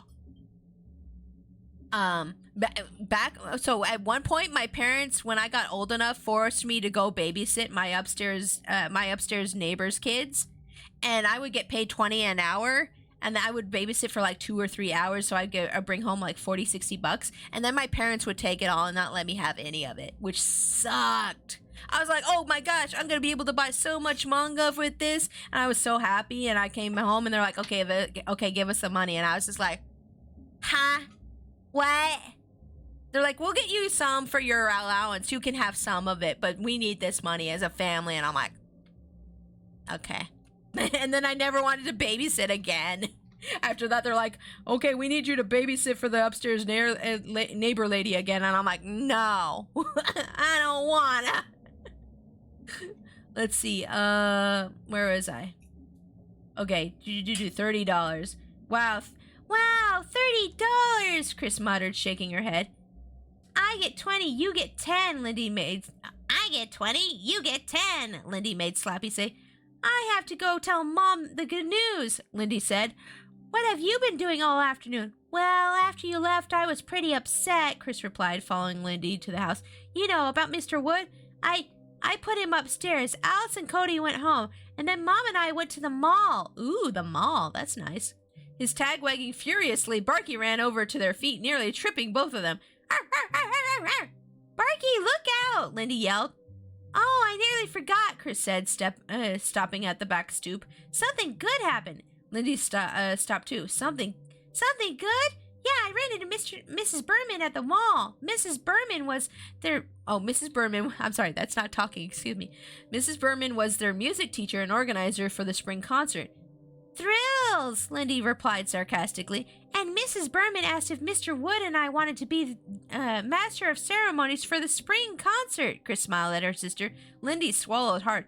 She asked you to host the concert? Yeah, I get to perform with Mr. Wood in front of everyone. Chris gushed happily. That this is gonna be a disaster. Chris is not very good with the puppet. This is gonna be a disaster, y'all. Oh, let's see here. Guessed you to host accounts. Jealous. Okay. Chris gushed happily. She saw a flash of jealousy on Lindy's face, which made her even happier. That's meth. You guys are messed up. These kids are messed up. Lindy pulled open the screen door. Well, good luck, she said dryly. With that weird dummy of yours, you'll need it. Dinner was spent talking about Lindy's performance at Amy Marshall's birthday party. Lindy and Mrs. Powell chatted excitedly. Chris ate in silence. At first I thought the whole thing was strange, I have to admit, Mrs. Powell said, scooping ice cream into bowls for dessert. I just couldn't believe you'd be interested in ventriloquism, Lindy, but I guess you have a flair for it. I guess you have some talent. Lindy beamed. Mrs. Powell normally wasn't big on compliments. Oh, Mom's hard to impress, huh? I found a book in the school library about ventriloquism, Lindy said. It had some pretty good tips in it. It even had a comedy routine to perform. She glanced at Chris. But I like making up my own jokes better. So wait, let me get this straight. So Chris goes to the library, tries to find joke books, can't find them. Lindy, who's already funny, finds the joke books, and she's just like, well, I don't even need them. Oh my gosh, poor Chris. Poor Chris. You know, I was saying poor Lindy earlier. Actually, poor Chris. Because she gets the new dummy and everything, and she's like so happy. And it's just like, she's not funny at all. And now she's probably going to embarrass herself during the concert. Oh my gosh, this is going to be crazy. Where are we? Let's see. You should watch your sisters act, Mrs. Powell told Chris, handing her a bowl of ice cream. I mean, you could probably pick up some pointers for the concert at school. Mom, you are totally rubbing it in. Oh my gosh. You can learn a thing or two from your sister. Why don't you be like your sister? Maybe, Chris replied, trying to hide how annoyed she was. After dinner, Mr. Powell called from Portland, and they all talked with him. Lindy told him about her success with Slappy at the birthday party. Chris told him about being asked to host the concert with Mr. Wood. Her father promised he wouldn't schedule any road trips so that he could attend the concert. Oh wow, Dad's gonna be there too? And normally Dad's off on business. Oh no, this is gonna go horribly. I know it already. After watching a video their mother had rented at the mall, the two sisters went up to their room. It was a little after 11. Chris clicked on the light. Lindy followed her in. They both glanced across the room to the chair where they kept the two dummies and gasped. When I was reading the sentence after watching a video, I was totally expecting the next words to be on YouTube, and then I remembered this was written in the 90s, and it said their mom had rented at the mall, and it sent me back nostalgia 10 years. I was like, okay, so it says after watching a video, wait, their mother rented, oh my god. I'm just like, huh? Chris clicked on the light. Lindy followed her in. They both glanced across the room to the chair where they kept the two dummies and gasped. Oh no! Lindy cried, raising her one hand to her wide open mouth. Earlier that night, the dummies had been placed side by side in sitting position, but now Slappy was upside down, falling out of the chair, his head on the floor. His brown shoes had been pulled off his feet and tossed across. Oh my gosh, they bullying each other against the wall. His suit jacket had been pulled halfway down his arms, trapping his hands behind his back. Look, Chris stammered through, although her sister was already staring at horror at the scene. Mr. Wood, Chris's voice caught in her throat. Mr. Wood was sprawled on top of Slappy. His hands were wrapped around Slappy's throat as if he were strangling him. Dang, Mr. Wood, calm down. What the heck? They leave the room and these puppets start going crazy and killing each other. I don't believe this, Chris managed to whisper. She turned and caught the frightened expression on Lindy's face. What's going on? Lindy cried. Both sisters hurried across the room. Chris grabbed Mr. Wood by the back of the neck and pulled him off the other dummy. She felt as if she were separating two fighting boys. She held Mr. Wood up in front of her, examining him carefully, staring at his face as if half expecting him to talk to her. Then she lowered the dummy and tossed it face down onto her bed. Her face was pale and taut with fear. Lindy stooped and picked up Slappy's brown shoes from the floor. She held them up and studied them as if they would offer a clue as to what happened. What if, hear me out, what if the dad is doing this to, like, teach them a lesson about fighting? Like, messing with them? Like, what if that's the case? Hold on. Oh, hi, Bobo. Aw. Sorry, Bunny needs to be pet real quick. I gotta pet the boy. Gotta pet the bunny boy, the Bobo boy. I just pet him a couple times. Happy Halloween, Bobo. Happy Halloween. What are you gonna be for Halloween? What are you gonna be? Boba baby. For those of you who are new here, I have a bunny. His name is Boba. He free roams our house. He uses a litter box. Yes, he's very good. Let's see here. Where am I? Okay. Let's see. Lindy stooped and picked up Slappy's brown shoes from the floor. She held them up and studied them as if they would offer a clue as to what happened. Chris, why did you do this? Lindy asked softly. Huh? Me? Chris reacted with surprise. I mean, I know you're jealous of Slappy and me, Lindy started. Whoa, wait a minute, Chris replied angrily in a shrill, trembling voice. I didn't do this, Lindy. Don't accuse me. Lindy glared at her sister, studying her face. Then her expression softened and she said, I don't get it. I just don't get it. Look at Slappy. He's nearly been torn apart. She set the shoes down on the chair and picked the dummy up gently, as if picking up a baby.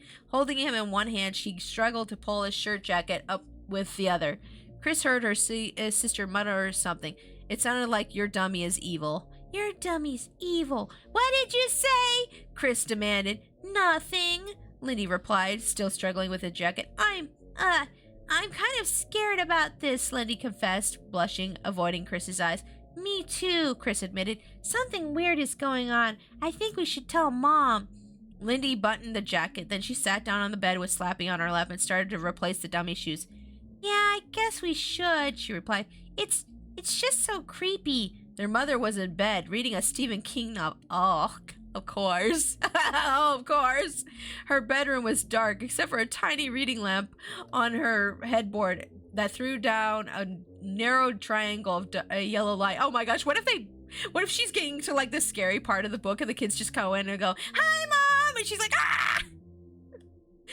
Mrs. Powell uttered a short cry as her two daughters, I freaking knew it! I freaking knew it! Mrs. Powell uttered a short cry as her two daughters appeared out of the shadows.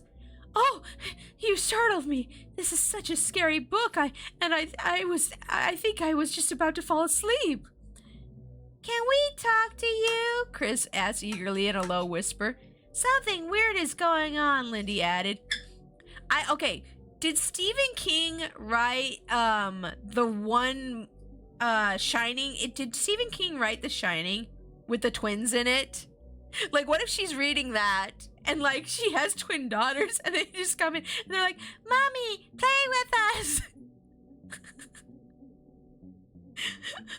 Oh my gosh.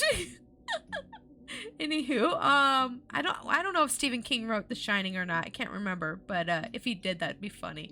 Something weird is going on, Lindy added. Mrs. Powell yawned and closed her book. Oh, what's wrong? It's about Mr. Wood, Chris said. He's been doing a lot of strange things. Aw, Mrs. Powell's eyes opened wide. She looked pale and tired under the harsh light from the reading lamp. He was strangling Slappy, Lindy reported, and this afternoon he said some really gross things and— Stop, Miss Powell ordered, raising one hand. Just stop. But, Mom, give me a break, girls, their mother said wearily. I'm tired of your silly competitions. You don't understand, Linny interrupted. Yes, I do understand, Mrs. Powell said sharply. You two are even competing with those ventriloquist dummies. Mom, please, I wanted to stop right now, Mrs. Powell insisted, tossing the book onto her bed table. I mean it. I don't want to hear another word from either of you about those dummies. If you two have problems, settle it between yourselves. That never works. They need an intermediator. I hated it when my parents would be like, settle it yourselves. AKA, I'm too tired to deal with you. Just do it yourselves. Like, that's so neglectful. That kind of, like, behavior is so neglectful. Mom, listen. And if you can't settle it, I'll take the dummies away. Both of them. I'm serious. Miss Powell reached above her head and clicked off the reading light, throwing the room into darkness. Good night. Okay, take the dummy away. At this point, I would let her take the dummies away because they're creepy. The girls had no choice but to leave the room. They slunk down the hall in silence. I hate how in children's media, the adults never listen to the kids. I hate that. I think it makes kids think that adults are never going to listen to them. And I think that's a bad thing to have. I don't know. That's my opinion. The girls had no choice but to leave the room. They slunk down the hall in silence. Chris hesitated at the doorway to their bedroom. She expected to find Mr. Wood strangling Slappy again. She breathed a sigh of relief when she saw the two dummies on the bed where they had been left. Mom wasn't too helpful, Lindy said dryly, rolling her eyes. She picked up Slappy and started to arrange him in the chair in the front of the window. I think she was asleep when we woke her up, Chris replied. She picked up Mr. Wood and started down the chair with him. Started toward the chair, with him. Then stopped. You know what? I think I'm going to put him in the closet tonight, she said thoughtfully. Good idea, Lindy said, climbing into bed. Chris glanced down at the dummy, half expecting him to react, to complain, to start calling her names, but Mr. Wood grinned up at her, his painted eyes dull and lifeless. Chris felt a chill of fear. I'm becoming afraid of a stupid ventriloquist dummy, she thought. I mean, they are spooky. I don't know about y'all, but dolls and dummies and puppets, they're spooky to me. And so are clowns. It's just like, I don't know, something weird about them. I just don't like them. I don't like them. Do you guys like them? I don't like them. My grandma has a bunch of those American Girl dolls from, like, back in the day. And, like, you know, the China dolls, like, things like that. She has a bunch of them. And back before she moved into her new house that she lives in now, she had them all set up on, like, against a wall in her bedroom. And you would go in there, and if you would sit on her bed, they'd all be staring at you. It was so spooky and creepy. I hated it. I hated it. I'd be like, she'd be like, can you get me something from your bed, from my bedroom? And I'd be like, no. She'd be like, please. And I'd be like, okay. And then I'd be like, just don't look at the dolls. Don't look at the dolls. You enter the room, the dolls are looking at you, and you're like, nah. What did you need in the room again? Okay, I got it. I'm out. Let's see. I'm shutting him up in the closet tonight because I'm afraid. She carried Mr. Wood to the closet. Then, with a groan, she raised him high above her head and slid him into the top shelf. Carefully closing the closet door, listening for the click, she made her way out of her bed. She slept fitfully, tossing on top of the covers, her sleep filled with disturbing dreams. She awoke to find her nightshirt completely twisted, cutting off her circulation to her right arm. What the heck? She struggled to straighten it and then fell back to sleep. Did she just, like, toss and turn a lot in her sleep, or did the dummy do that? She awoke early, drenched in sweat. The sky was still dawn gray outside the window. The room felt hot and stuffy. She sat up slowly, feeling weary, as if she hadn't slept at all. Blinking away the sleep, her eyes focused on the chair in front of the window. There sat Slappy, exactly where Lindy had placed him, and beside him sat Mr. Wood, his arm around Slappy's shoulder, grinning triumphantly at Chris as if he had just pulled off a wonderful joke. Ha ha! I got out of the closet, dummy! Now, Mr. Wood, do you go to school? Of course I do. Do you think I'm a dummy? And what's your favorite class? Wood shop, of course. What project are you building in shop class, Mr. Wood? I'm building a girl, dummy. What else? Ha ha! Think I want to spend the rest of my life on your lap? Chris sat in front of the dressing table mirror with Mr. Wood on her lap, stunning herself as she practiced her routine for the school concert. I didn't think that. I don't know. I didn't think it was very funny, but do you guys think it's funny? I don't know. Mr. Wood had been well behaved for 2 days. No frightening, mysterious incidents. Chris was beginning to feel better. Maybe everything would go okay from now on. She leaned close to the mirror, watching her lips as she made the dummy talk. The B's and M's were impossible to pronounce without moving her lips. She could have just avoided these sounds as best as she could. B and M. Yeah, you need to press your lips together for B and M. Yeah, I'm getting better at switching from Mr. Wood's voice back to mine, she thought happily. But I've got to switch faster. The faster he and I talk, the funnier it is. Let's try it again, Mr. Wood, she said, pulling her chair closer to the mirror. Work, work, work, she made the dummy grumble. Before she could begin the routine, Lindy became rushing breathlessly into the room. Chris watched her sister in the mirror, and she came up behind her, her long hair flying loosely over her shoulders, an excited smile on her face. Guess what? Lindy asked. Chris started to reply, but Lindy didn't give her a chance. Mrs. Petrie was at Amy Marshall's birthday party? Lindy gushed excitedly. She works for Channel 3, you know, the TV station. She thinks I'm good enough to go on Talent Search, this show that they have every week. Huh? Really? Was all Chris could manage in reply. Lindy leapt excitedly on the chair and cheered. Slappy and I are going to be on TV! Isn't that fabulous? Staring at her sister's jubilant reflection in the mirror, Chris felt a stab of jealousy. I've got to tell Mom, Lindy declared. Hey, Mom! Mom! She ran from the room. Chris heard her shouting all the way down the stairs. Ah! Chris couldn't hold it in. She uttered an angry cry. Why does everything good happen to Lindy? Chris screamed aloud. I'm hosting a stupid concert for maybe 100 parents, and she's gonna be on TV. I'm just as good as she is, maybe better. I don't think you are. Maybe you should do your own thing. In a rage, she raised Mr. Wood high over her head and slammed him to the floor. The dummy's head made a loud clunk as it hit the hardwood floor. The wide mouth flew open as if about to scream. Oh, Chris struggled to regain her composure. Mr. Wood crumpled at her feet, stared up at her accusingly. There, Mr. Wood, she whispered soothingly. Did I hurt you? Did I? I'm so sorry. I didn't mean to. The dummy continued to stare up at her. His painted grin hadn't changed, and his eyes seemed cold and unforgiving. He's gonna get revenge. It was a still night, no breeze. The curtains in front of the open bedroom window didn't flutter or move. Pale silver moonlight filtered in, creating long purple shadows that appeared to creep across the girl's bedroom. Lindy had been sleeping fitfully, a light sleep filled with busy, colorful dreams. She was startled awake by a sound, a gentle thud. Huh? She raised her head from the damp pillow and turned. Someone was moving in the darkness. The sounds she'd heard were footsteps. Toot, toot, toot, toot, toot. Hey! She whispered, wide awake now. Who is it? The figure turned in the doorway, a shadow against even blacker shadows. It's only me, came a whispered reply. Chris? Yeah, something woke me up. My throat is sore, Chris whispered from the doorway. I'm going down to the kitchen for a glass of water. She disappeared into the shadows, her head still raised off the pillow.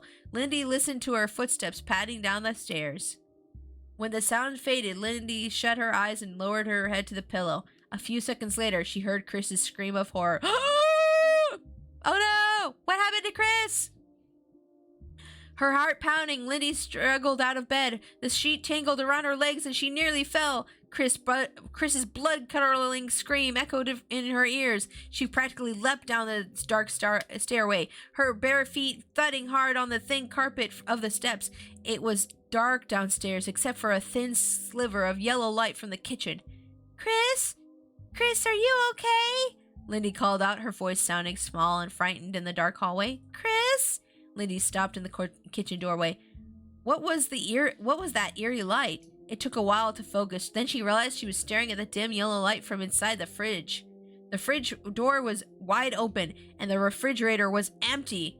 What's going on here? She took a step into the kitchen, then another. Something cold and wet surrounded her foot.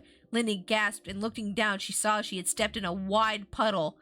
An overturned milk carton beside her foot revealed the puddle was spilled milk. No! Not the milk! Why? Milk is so expensive! No! This is the true tragedy. Ah, I know. How could they waste the milk? Ah! This one kid dressed up in the up like that green character from Deltarune on Halloween. Okay, cool. Welcome in, Sonic. How are you doing today? Welcome in. Welcome in. How you doing? I hope you're having a great day. Let's see. You mean Ralsei? Somebody cosplayed Ralsei? Yeah, a lot of people have cosplayed Ralsei in the past. But welcome in, Sonic. Happy Halloween. I am reading some Goosebumps today. I'm reading Night of the Living Dummy. And I hope you're excited to hear some spooky story. But yeah, they just spilled milk, which is so scary. Oh my gosh, that's the scariest part of the whole thing because milk is so expensive. She raised her eyes to Chris, who was standing in the darkness across the room, her back against the wall, her hands raised to her face in horror. Chris, what on earth? The scene was coming into focus now. It was all so weird, so wrong. It was taking Lindy a long time to see the whole picture, but now, following Chris's horrified stare, Lindy saw the mess on the floor and realized why the refrigerator was empty. Everything inside it had been pulled out and dumped on the... No! Wasted food! That's even worse than the milk! An orange juice bottle lay on its side and in a puddle of orange juice. Eggs were... Not the eggs! No! The eggs are so expensive now! No! Not eggs! Why? This is the worst part of the book! Oh no! Eggs were scattered everywhere. Fruits and vegetables were strewn over the floor. Oh! Lindy moaned in utter disbelief. Everything seemed to sparkle and gleam. What was all the shiny stuff among the food? Chris's jewelry? There were earrings and bracelets and strands of beads tossed everywhere, mixed with spilled, strewn food like some kind of bizarre salad. Oh no! Lindy shrieked as her eyes came to the rest of the figure on the floor. Sitting upright in the middle of the mess was Mr. Wood, grinning gleefully at her. He had several strands of beads around his neck, long dangling earrings hanging from his ears, and a platter of leftover chicken on his lap. Mr. Wood had a snack, and now everyone's gonna be upset. Chris, are you okay? Lindy cried, turning her eyes away from the grinning, jewelry-covered dummy. Chris didn't seem to hear her. Are you okay? Lindy repeated the question. What's going on? Chris stammered, her back pressed against the wall, her expression taut with terror. Who did all this? Did Mr. Wood? Lindy started to reply, but their neighbor's howl of surprise from the doorway cut off her words. Mom? Lindy cried, spinning around.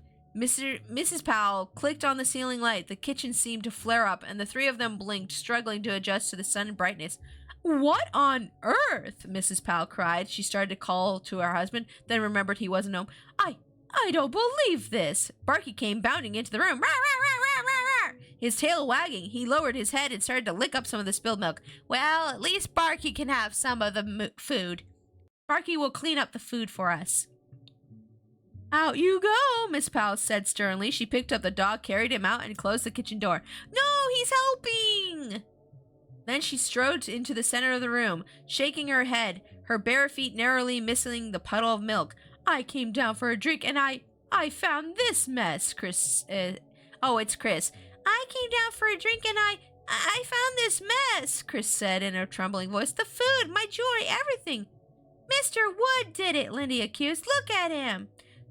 Stop it! Stop it! Miss Powell screamed. I've had enough!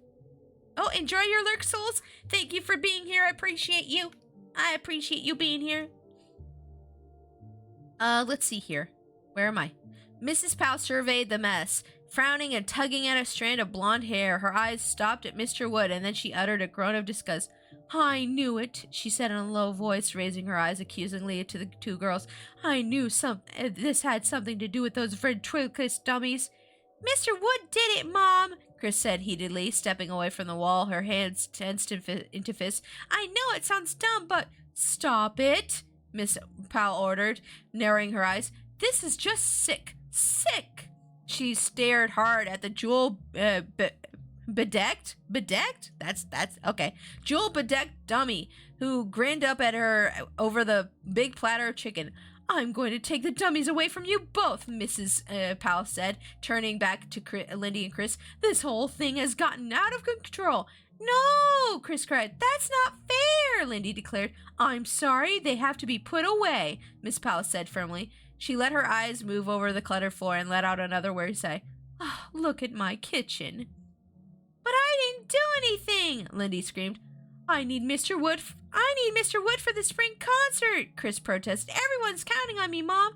Miss Powell glanced from one to the other. Her eyes stayed on Chris. That's your dummy on the floor, right? Yeah, Chris told her. But I didn't do this, I swear. You both swear you didn't do it, right? Mrs. Powell said, suddenly looking very tired under the harsh ceiling light. Yes? Lindy answered quickly. Then you both lose your dummies. I'm sorry, Miss Powell said. One of you is lying. I really can't believe this. Chris was the first to speak. Mom, what if Lindy and I clean everything up? Lindy caught on quickly, her face brightened. Yeah, what if we put everything back right now? Make the kitchen just like normal. Make it spotless. Can we keep our dummies? Miss Powell shook her head. No, I don't think so. Look at this mess. All the vegetables are spoiled, and the milk. We'll replace it all, she said quickly, with our allowance, and we'll clean it up perfectly. Please, if we do that, give us one more chance. Miss Powell twisted her face in concentration, debating with herself. She stared at her daughter's eager faces. Okay, she replied finally. I want the kitchen spotless when I come back down in the morning. All the food, all the jewelry, everything back where it goes. Okay, both girls said in unison. And I don't want to see either of those dummies down here in my kitchen again, Miss Powell demanded. If you can't do that, I'll give you one. If you can do that, I'll give you one more chance. Great, both girls cried at once. And I don't want to hear any more arguments about those dummies, Miss Powell continued. No more fights, no more competing, no more blaming everything on the dummies. I don't want to hear anything about them, ever. Oh man, this is going to be rough. You won't, Chris promised, glancing at her sister. Thanks, Mom, Lindy said. You go to bed, we'll clean up. She gave her mother a gentle shove down the doorway. Not another word, Mrs. Powell reminded him. Right, Mom, the twins agreed. Their mother disappeared towards her room. They began to clean up. Chris pulled a large garbage bag from the drawer and held it with Lindy, while Lindy tossed in empty cartons and spoiled food. Chris carefully collected her jewelry and carried it upstairs. Neither girl spoke. They worked in silence, picking up, cleaning, and mopping until the kitchen was clean. Lindy closed the refrigerator door. She yawned loudly. Chris inspected the floor on her hands and knees, making sure it was spotless. Then she picked up Mr. Wood. He grinned back at her as if it was all a big joke. This dummy had been nothing but trouble, Chris thought. This dummy has been nothing but trouble, Chris thought. There we go. Nothing but trouble. She followed Lindy out of the kitchen, clicking off the light as she left. The two girls climbed the stairs silently. Neither of them had spoken a word. Pale moonlight filtered into their room through the open window. The air felt hot and steamy. Chris glanced at the clock. It was a little past 3 in the morning. Slappy sat slumped in the chair in front of the window, moonlight shining on his grinning face. Lindy, yawning, climbed into bed, pushed down the blanket, and pulled up the sheet. She turned her face away from her sister. Chris lowered Mr. Wood from her shoulder. You're nothing but trouble, she thought angrily, holding him in front of her and staring down at his grinning face. Nothing but trouble. Mr. Wood's wide, leering grin seemed to mock her. A chill of fear mixed with her anger. I'm beginning to hate this dummy, she thought. Fear and hate him. Angrily, she pulled open the closet door and tossed the dummy into the closet. It fell into a crumpled heap in the closet floor. Chris slammed the closet door shut. Her heart thudding, she climbed into bed and pulled up the covers. She suddenly felt very tired. Her entire body ached from weariness. She buried her face in the pillow and shut her eyes. She had just about fallen asleep when she heard the tiny voice. Let me out! Let me out of here! It cried, a muffled voice coming from inside the closet. Uh-oh. Uh-oh. He talking now. Uh-oh. Jimbo! Hi! Welcome to stream. How's your day going? I hope you're having a good one. I'm just going to take a sip of my water here real quick. How's your day going, Jimbo? I hope you're having a great one. I am celebrating Halloween with my yearly Goosebumps reading stream. I like to do this every year around Halloween. Hold on, I gotta clear my nose.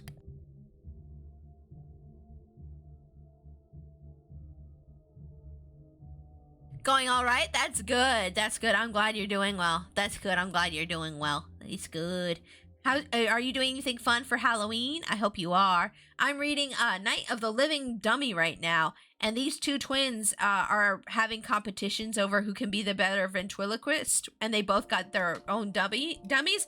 But one of the girls' dummies is becoming evil and like strangling the other dummy and like causing chaos in the house right now.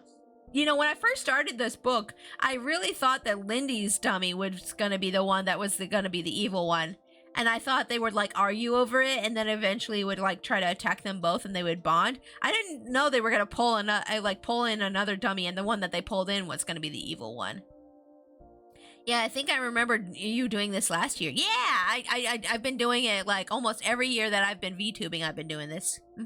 Not really a Halloween person, but I'm playing Luigi's Mansion with friends in a little while. Oh, that's unfortunate. You don't like Halloween very much. Is it because you're not a fan of horror? I think I remember you telling me you don't like horror very much, and that's perfectly fine. I used to be the same way about horror movies until I like found some horror movies that I like, but.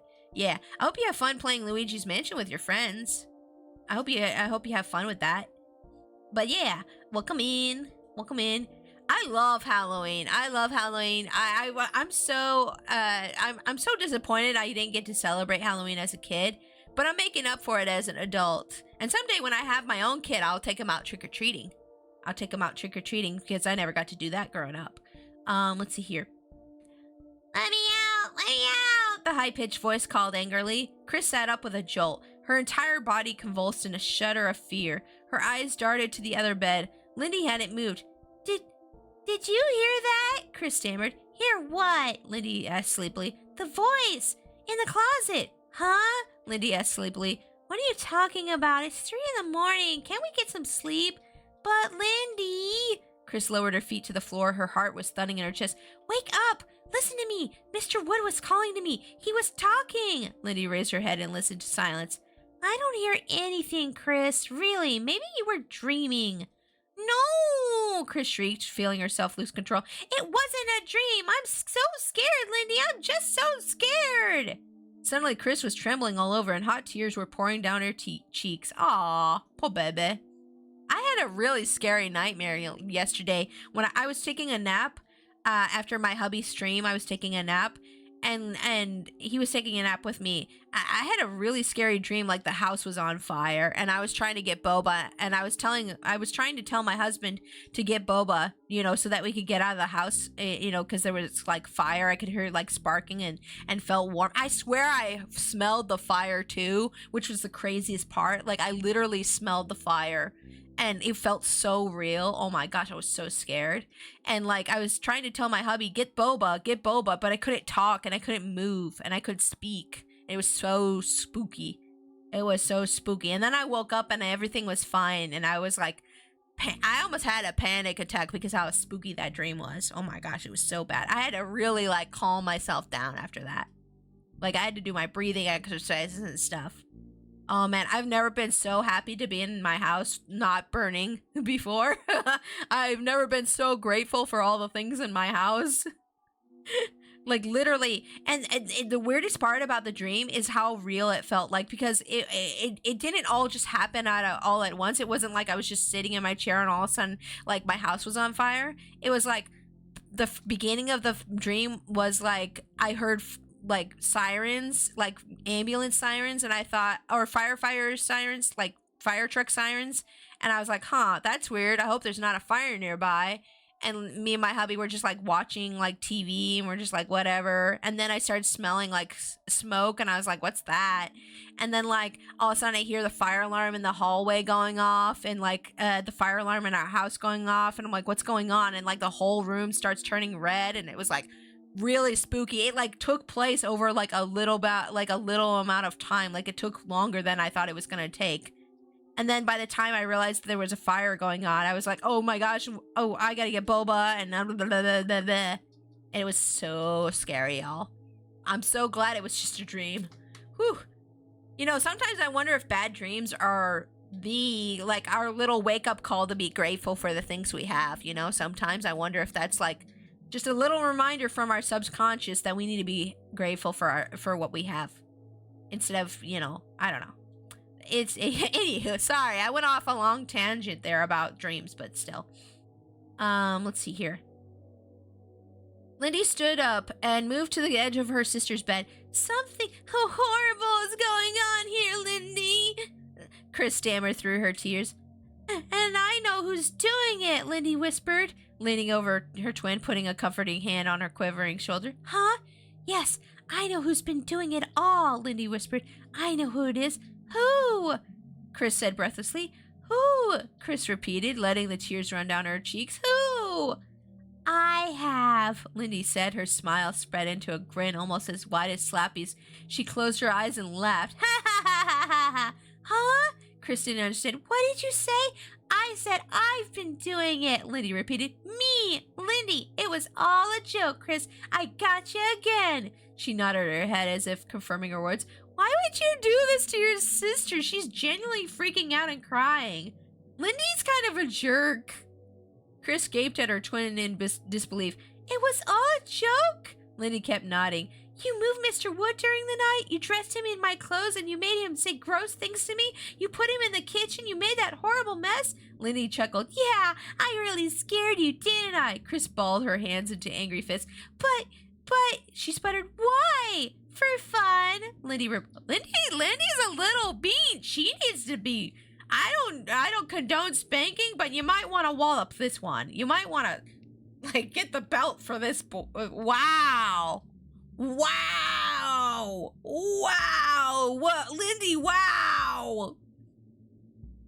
For fun, Lindy replied, dropping onto her bed, still grinning. Fun? I wanted to see if I could scare you, Lindy explained. It was just a joke. You know, I can't believe you fell for that voice in the closet just now.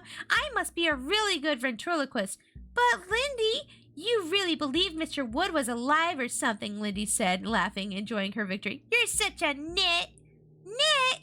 Half a nitwit. Lindy burst into wild laughter. Ha ha ha! It isn't funny, Chris said softly. I know, Lindy replied. It's a riot. You should have seen the look on your face when you saw Mr. Wood downstairs in your precious beads and earrings. Oh, I would beat her face in. Oh, I would beat her face. I would tear her hair out. Ooh, it's a good thing I'm not in there and I'm not Chris. Ooh.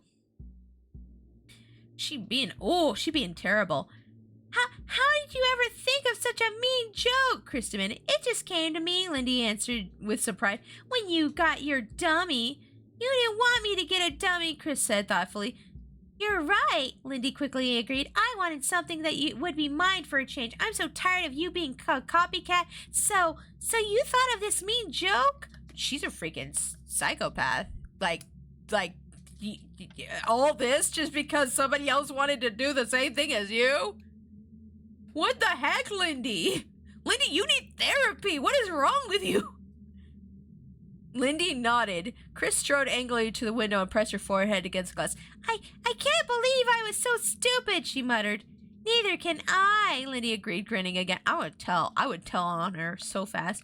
You really made me start thinking that Mr. Wood was alive or something, Chris said, staring out the window out to the backyard below. You really made me afraid of him. Aren't I brilliant? Lindy proclaimed. Chris turned her face to her sister. I'm never speaking to you again, she said angrily. Lindy shrugged. It was just a joke. It's just a joke, bro. No, it's not just a joke. People's feelings are not a joke. Oh my gosh. No, Chris had said, it was too mean to be just a joke. I'm never speaking to you again. Never. Fair, Chris, fair. Yeah, that is where you excommunicate somebody. Ugh. Fine, Lindy replied curtly. I thought you'd had a sense of humor. Fine. She slid into bed, her back to Chris, and pulled the covers up her head. I've got to find a way to pay her back for this, Chris thought. But how? No. Just tell Mom what she did. Tell Mom and get it over with. There's no payback needed here. After school, a few days later, Chris walked home with Cody. It was a hot, humid afternoon. The trees were still and seemed to throw little shade onto the sidewalk. The air above the pavement shimmered in the heat. Wish we had a swimming pool, Chris muttered, pulling her backpack off her shoulder. I wish you had one too, Cody said, wiping his forehead with the sleeve of his red t-shirt. I'd like to dive into an enormous pool of iced tea, Chris said, like in the TV commercials. It always looks so cold and refreshing. I imagine that would be like, ugh. Cody made a face. Swim in iced tea with ice cubes and lemon? Yeah, that's what I was thinking. Forget it, Chris muttered. They crossed the street. A couple of kids they knew rode by on bikes. Two men in white uniforms were up on ladders, leaning against the corner house, painting the gutters. Bet they're hot, Cody remarked. Let's change the subject, Chris suggested. How are you doing with Mr. Wood? Cody asked. Not bad, Chris said. I think I've got some pretty good jokes. I should be ready for the concert tomorrow night. They stopped at the corner and let a large blue van rumble past. Are you talking to your sister? Cody asked as they crossed the street. The bright sunlight made his white blonde hair glow. A little, Chris said, making a face. I'm talking to her, but I haven't forgiven her. I thought you said never, Chris. Come on, stick to your guns. That was such a dumb stunt she pulled, Cody said sympathetically. He wiped the sweat off his forehead with the sleeve of his t-shirt. It just made me feel like such a dork. That's all you're gonna... What? That's all? That's it? You could tell this was written by boomers because their sibling does something horrible and awful, and they're just like, it made me feel like a dork. Yeah, I'm pretty sure it would be more than that. It would be a little traumatic. I think I'd be messed up for a while. Let's see here. Where is it? It just made me feel like such a dork. I mean, yeah, I was so stupid. Really, she really had me believing that Mr. Wood was doing all that stuff. Chris shook her head. Thinking about it made her feel embarrassed all over again. Her house came into view. She unzipped the back compartment of her backpack and searched for the keys. Did you tell your mom about Lindy's practical joke? Cody asked. Yeah, I should have told Mom. Chris shook her head. Mom is totally disgusted. We're not allowed to mention the dummies to her. Dad got home from Portland last night, and Mom told him what was going on. So we're not allowed to mention the dummies to him either. She found the keys and started up the drive. Thanks for walking home with me. I got a burp. Okay, we're good. Yeah, sure. Cody gave a little wave and continued on towards his house up the street. Chris pushed the key into the front door lock. She could hear Barky jumping and yipping excitedly on the other side of the door. I'm coming, Barkley, she called in. Hold your horses. She pushed open the door. Barky began leaping on her, whimpering as if she'd been away for months. Okay, she cried, laughing. It took several minutes to calm the dog down. Then Chris got to a snack from the kitchen and headed up to her room to practice with Mr. Wood. She hoisted the dummy up from the chair where it had spent the day before beside Lindy's dummy. A can of Coke in one hand, the dummy over her shoulder, she headed to the dressing table and sat down in front of the mirror. Man, this book's making me want Coca-Cola bad. This was the best time of day to rehearse, Chris thought. No one was home. Oh, no, I'm sorry. No one was home. Her parents were at work and Lindy was at some after-school activity. She arranged Mr. Wood on her lap. Time to go to work, she made him say. Oh, I'm sorry. Time to go to work, she made him say, reaching into his back and move his lips. She made his eyes slide back and forth. A button on his plaid shirt had come unbuttoned. Chris leaned him against the dressing table and started fastening in it. Something caught her eye, something yellow inside the pocket. Weird, Chris said aloud. I never noticed anything in there. Slipping 2 fingers into the slender pocket, she pulled out a yellowed sheet of paper folded up. Probably just a receipt for him, Chris thought. She unfolded the sheet of paper and held it up to read it. It wasn't a receipt. The paper contained a single sentence handwritten very cleanly in bold black ink. It was in a language Chris didn't recognize. Did someone send you a love note, Mr. Wood? She asked the dummy. She stared at it lifelessly. Chris lowered her eyes to the paper and read the strange sentence out loud. Karu Mari Odanu Loma Molonu Karano. What language is that? Chris wondered. She glanced down at the dummy and uttered a low cry of surprise. What language is it? Let's Google. Let's translate. I want to know what this means. We gotta find out what this means, guys. Google Translate. Okay. Let's put this in. Bloop. We need it to detect a language. No, I don't want Spanish to English. Just detect. Yeah, detect language. Thank you. Okay, wait, that's not helping. It says it's Basque. Basque? What's Basque? Where do they speak that? The heck? That didn't translate anything. Is it gibberish? Did they just put gibberish in here? Okay. Let me just Google it. What does mean from Night of the Living Dummy? Let's see here. You and I are one now.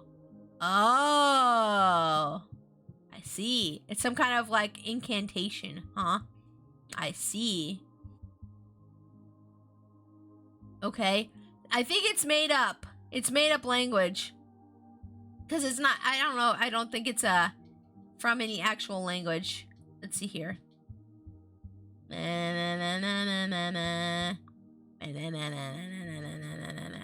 I don't want to know the spoilers about it. I want to know if it's actually in a language. But what language is it? Wiki. What language? Okay, let's type in language. Nope. Okay. I think it's made up crap. I think they made. Okay. Yeah, I think it's made up language. That's silly. Okay, anywho. Anywho. Karu Mari Odana Lomu Molono Karano.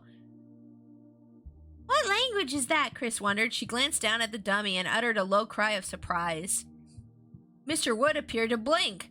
But that wasn't possible, was it? Chris took a deep breath and then let it out slowly. The dummy stared up at her, his painted eyes as dull and wide open as ever. Let's not get paranoid, Chris scolded herself. Time to work, Mr. Wood, she told him. She folded up the yellow piece of paper and slipped it back into his shirt pocket. Then she raised him to a sitting position, searching for the eye and mouth controls with her hand. How are things in your house, Mr. Wood? Not good, Chris. I've got termites. I need termites like I need another hole in my head. Ha ha. That one's kind of funny. Lindy, Chris. Oh, it's Mr. Powell, excuse me. Lindy, Chris, could you come downstairs, please? Mr. Powell called from the foot of the stairs. It was after dinner and the twins were up in their room. Lindy was sprawled on her stomach on the bed, reading a book for school. Chris was in front of her dressing table mirror, rehearsing quietly with Mr. Wood for tomorrow night's concert.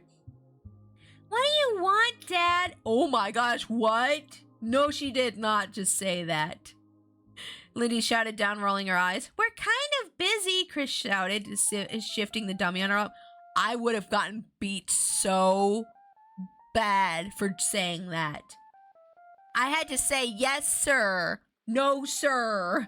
Anytime my dad talked to me. Oh my gosh. Are you kidding me? These kids are just like, what do you want? We're busy. What? What? How are you at? These children are so spoiled. Oh my gosh. They have allowances. They have new bikes. They just got a new dummy. And they're talking this way to their parents. Oh my Lord. I would be dead if I were them. They get away with everything in this book. Oh my gosh. Let's see here. The Millers are here and they're dying to see your ventriloquist acts, their father shouted up. Lindy and Chris both groaned. The Millers were the elderly couple who lived next door. They were really nice people, but very boring. The twins heard Mr. Powell's footsteps on the stairs. A few seconds later, he poked his head into the room. Come on, girls. Just put on a short show for the Millers. They came over for coffee, and we told them about your dummies. But I have to rehearse for tomorrow night, Chris insisted. Rehearse on them, her father suggested. Come on, just do 5 minutes. They'll get a real kick out of it. Sighing loudly, the girls agreed. Carrying their dummies over their shoulder, they followed their father down to the living room. Mr. and Mrs. Miller were side by side on the couch, coffee and mugs in front of them on the low coffee table. They smiled and called out cheerful greetings as the girls appeared. Chris was always struck by how much the Millers looked alike. They both had slender, pink faces topped with spongy white hair. They both wore silver-framed bifocals, which slipped down on their nearly identical pointy noses. They both had the same smile. Mr. Miller had a small gray mustache. Lindy always joked that he had grew it so the Millers could tell each other apart. That's mean! Lindy, jeez! Is that what happens to you when you've been married a long time? Chris found herself thinking. You start to look exactly alike? They do say when you've been married to somebody for a long time, you start to resemble each other in different ways, but it's mostly behavior. It's just because you guys are together all the time. That's what I think. The Millers were even dressed alike in loose-fitting tan Bermuda shorts and white cotton sports shirts. Lindy and I took up ventriloquism a few weeks ago. Oh, I'm sorry. Lindy and Chris took up ventriloquism a few weeks ago, Mrs. Powell was explaining, twisting herself forward to see the girls from the armchair. She motioned them to the center of the room, and they both seemed to have some talent for it. Let's see here. Have you girls ever heard of Bergen and McCarthy? Miss Miller asked, smiling. Who? Lindy and Chris asked in unison. I don't know who that is either. Before your time, Mr. Miller said, chuckling. They were the ventriloquist act. Can you do something for us? Miss Miller asked, picking up her coffee mug and setting it in her lap. Mr. Powell pulled up a dining room chair into the center of the room. Here, Lindy, why don't you go first? He turned to the Millers. They're very good, you'll see, he said. Lindy sat down and arranged Slappy on her lap. The Millers applauded. Mrs. Miller nearly spilled her coffee, but she caught the mug just in time. Don't applaud, just throw money, Lindy. Oh, don't applaud, just throw money, Lindy made Slappy say. Everyone laughed as if they'd heard that and never heard that before. Hold on, let me just clear my throat real quick, guys.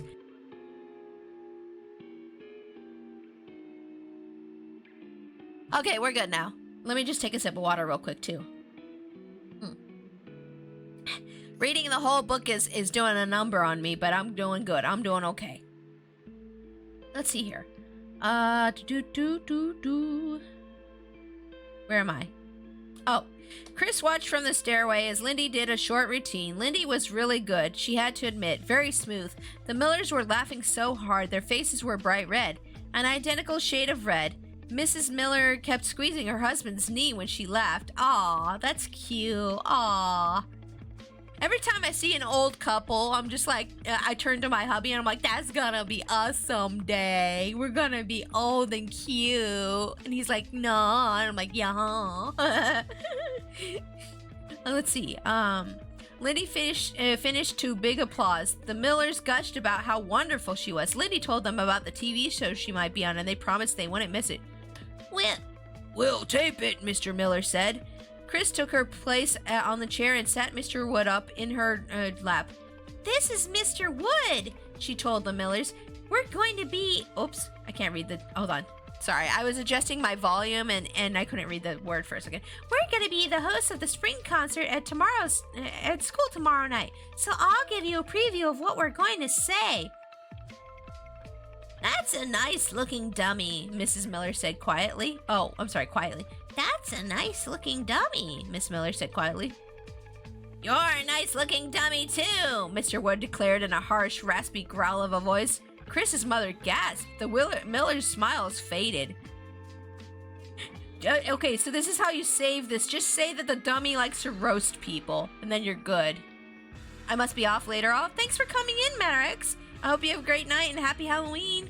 Thanks for hanging out with us for a little bit. I appreciate you. Let's see here. Chris's mother gasped. The Miller's smile faded. Mr. Wood leaned forward on Chris's lap and stared at Mr. Miller. Is that a mustache or are you eating a rat? He asked nastily. Mr. Miller glanced uncomfortably at his wife, then forced a laugh. They both laughed. Don't laugh so hard, you might drop your false teeth, Mr. Wood shouted. And how do you get your teeth that disgusting shade of yellow? Does your bad breath do that? Oh my gosh, fly, get out of here. Ugh. Chris, Miss Powell shouted, that's enough. The Millers' faces were bright red now, their expressions bewildered. That's not funny. Apologize to the Millers, Mr. Powell insisted, crossing the room and standing over Chris. I didn't say any of it, Chris stammered. Really, Chris? Oh, Chris, apologize, her father demanded eagerly. Mr. Wood turned to the Millers. I'm sorry, he rasped. I'm sorry you're so ugly. I'm sorry you're so old and stupid, too. Ooh! The Millers stared at each other unhappily. I don't get her humor, Miss Miller said. It's just crude insults, Mr. Miller replied quietly. Chris, what is wrong with you? Miss Powell demanded. She had crossed the room to stand beside her husband. Apologize to the Millers right now. I don't believe you. I... Gripping Mr. Wood tightly around the waist, Chris rose to her feet. She tried to utter an apology, but no words came out. Sorry, she finally managed to scream. Then, with an embarrassed cry, she turned and fled up the stairs, tears streaming down her face. Wow, that sucks. Maybe the doll really is evil. But why would Lindy do all that? Maybe Lindy didn't... Wait, do you think Lindy just didn't want her sister to worry about the dolls, so she made up that she did all that stuff? Do you think Lindy's actually a good girl and she didn't do all those bad things and she's just saying that she did all those things to make Chris not worry about it? Do you think that's what's happening, guys? I don't know. What's your theory? What theories do you guys have? I don't know. You have to believe me, Chris cried in a trembling voice. I really didn't say any of those things. Mr. Wood was talking by himself. Lindy rolled her eyes. Tell me another one, she muttered sarcastically. Lindy had followed Chris upstairs. Down in the living room, her parents were still apologizing to the Millers. Now Chris sat on the edge of her bed. Sorry, my back's itchy. Okay, we're good. Wiping tears off her cheeks. Lindy stood with her arms crossed in front of the dressing table. I don't make insulting jokes like that, Chris said, glancing at Mr. Wood, who lay crumpled in the center of the floor where Chris had tossed him. You know that isn't my sense of humor. So why'd you do it? Lindy demanded. Why'd you want to make everyone mad? But I didn't, Chris shrieked, tugging at the sides of her hair. Mr. Wood said those things. I didn't. Oh, wait. What if she's getting back at her sister now?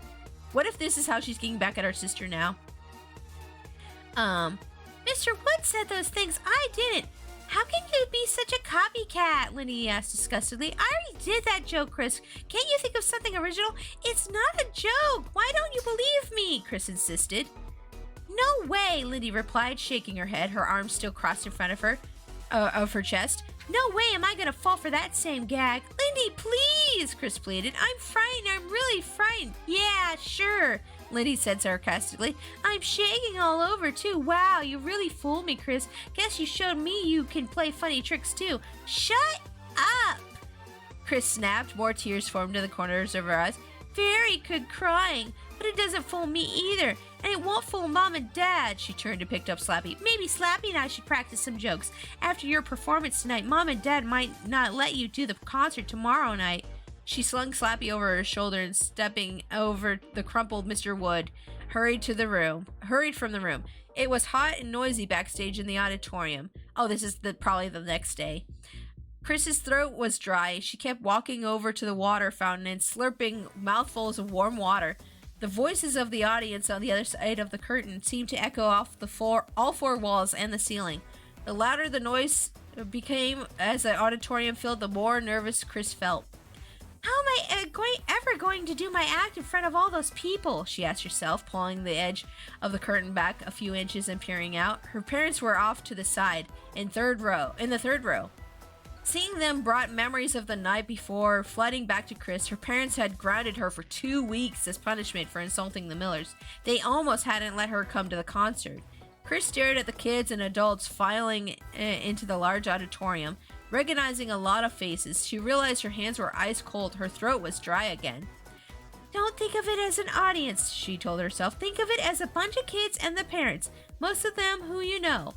Somehow that made it worse. She let go of the curtain, hurried to get one last drink from the fountain, and then retrieved Mr. Wood from the table she had left him on. It suddenly grew quiet on the other side of the curtain. The concert was about to begin. Break a leg, Cindy called from across to her as she hurried to join the other chorus members. Thanks, Chris replied weakly. She pulled up Mr. Wood and straightened up her shirt. Your hands are clammy, your hands are clammy, she made him say. No insults tonight, Chris told him sternly. To her shock, the dummy blinked. Hey, she cried. She hadn't touched his eye controls.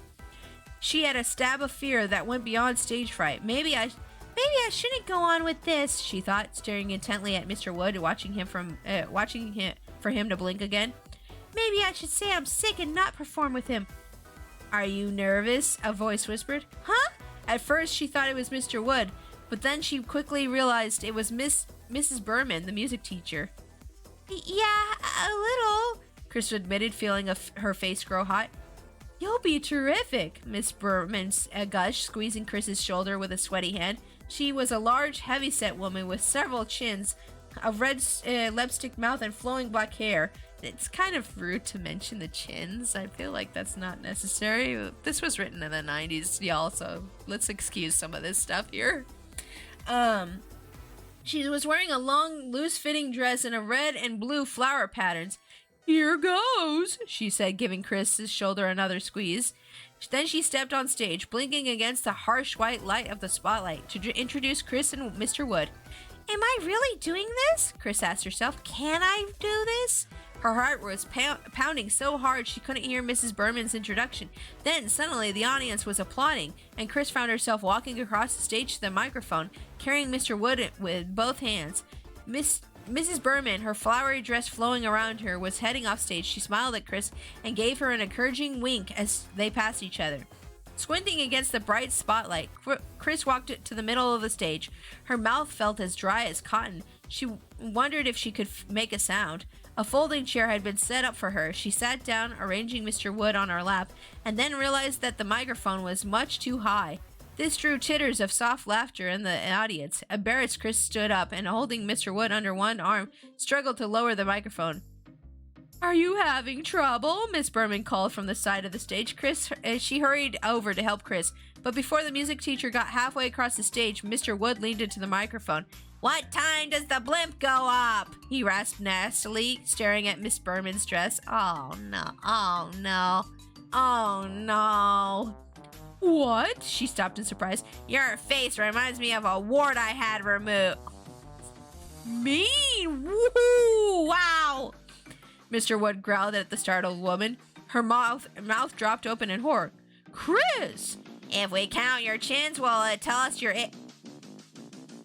I don't want to laugh at that one, but that one's really messed up. Oh my god. No! There was laughter floating up from the audience, but it was mixed with gasps of horror. This really messed up. Oh my gosh. Oh. Chris, that's enough, Mrs. Berman cried. The microphone picked up her angry protest. You're more than... I'm not gonna... You know what? I think I'm gonna skip his jokes because he's making a lot of really bad jokes right now. You're more than you could get if you get any bigger. Wow, Mr. Wood. Wow, I'm gonna skip your jokes because that's just mean. Chris, really, I'm going to have to ask you to apologize, Miss Berman said, her face bright red. Poor Miss Berman. Mrs. Berman, that's terrible. Miss Berman, I'm not doing it. I'm not saying these things. Please apologize to me and the audience, Miss Berman demanded. Mr. Wood leaned to the microphone. Apologize for this, he screamed. The dummy's head tilted back, his jaw dropped, his mouth opened wide, and a thick green liquid came spewing out. What? He threw up on her? Yuck, someone screamed. It looked like pea soup. It splurted out of Mr. Wood's open mouth like water rushing from a fire hose. Voices screamed and cried out their surprise as a thick green liquid showered over the people in the front rows. Get the exorcist! Get the exorcist! This thing's spewing out green stuff! Get the exorcist! Stop it! Help! Someone turn it off! It stinks!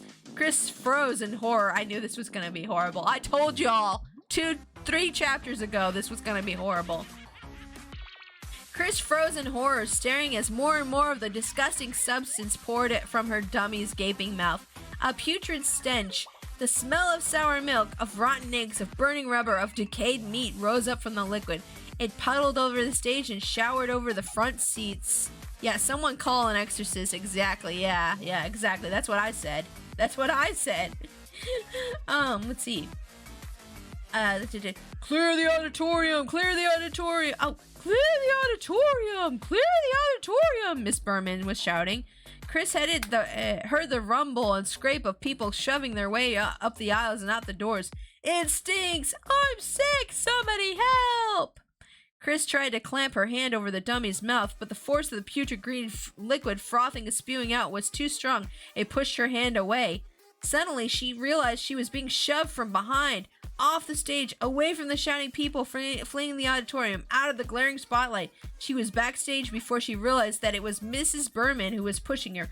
I don't know how you did that or why, Miss Berman shouted angrily, frantically wiping splotches of the disgusting liquid off the front of her dress with both hands. But I'm going to see that you're suspended from school, Chris, and if I have my way, she sputtered, you'll be suspended for life. Oh, what, you mean expulsion? She's gonna be expelled? Is that what you mean? That's the word you want? Okay, let me just reapply my chapstick real quick and take a sip of water, and I'll start the next chapter here in a second. Wow, this book's getting intense. They keep making me wonder what's going on. Like, is the dummy evil? Is Chris evil? Is Lindy evil? Like, they keep switching it around on me. I can't even guess who it is at this point. What is going on? I'm pretty sure the dummy is actually evil now. I'm pretty sure. Like, Chris's dummy is actually the evil one now. I'm pretty sure. Let's see here. Let me take a sip of water real quick. Okay.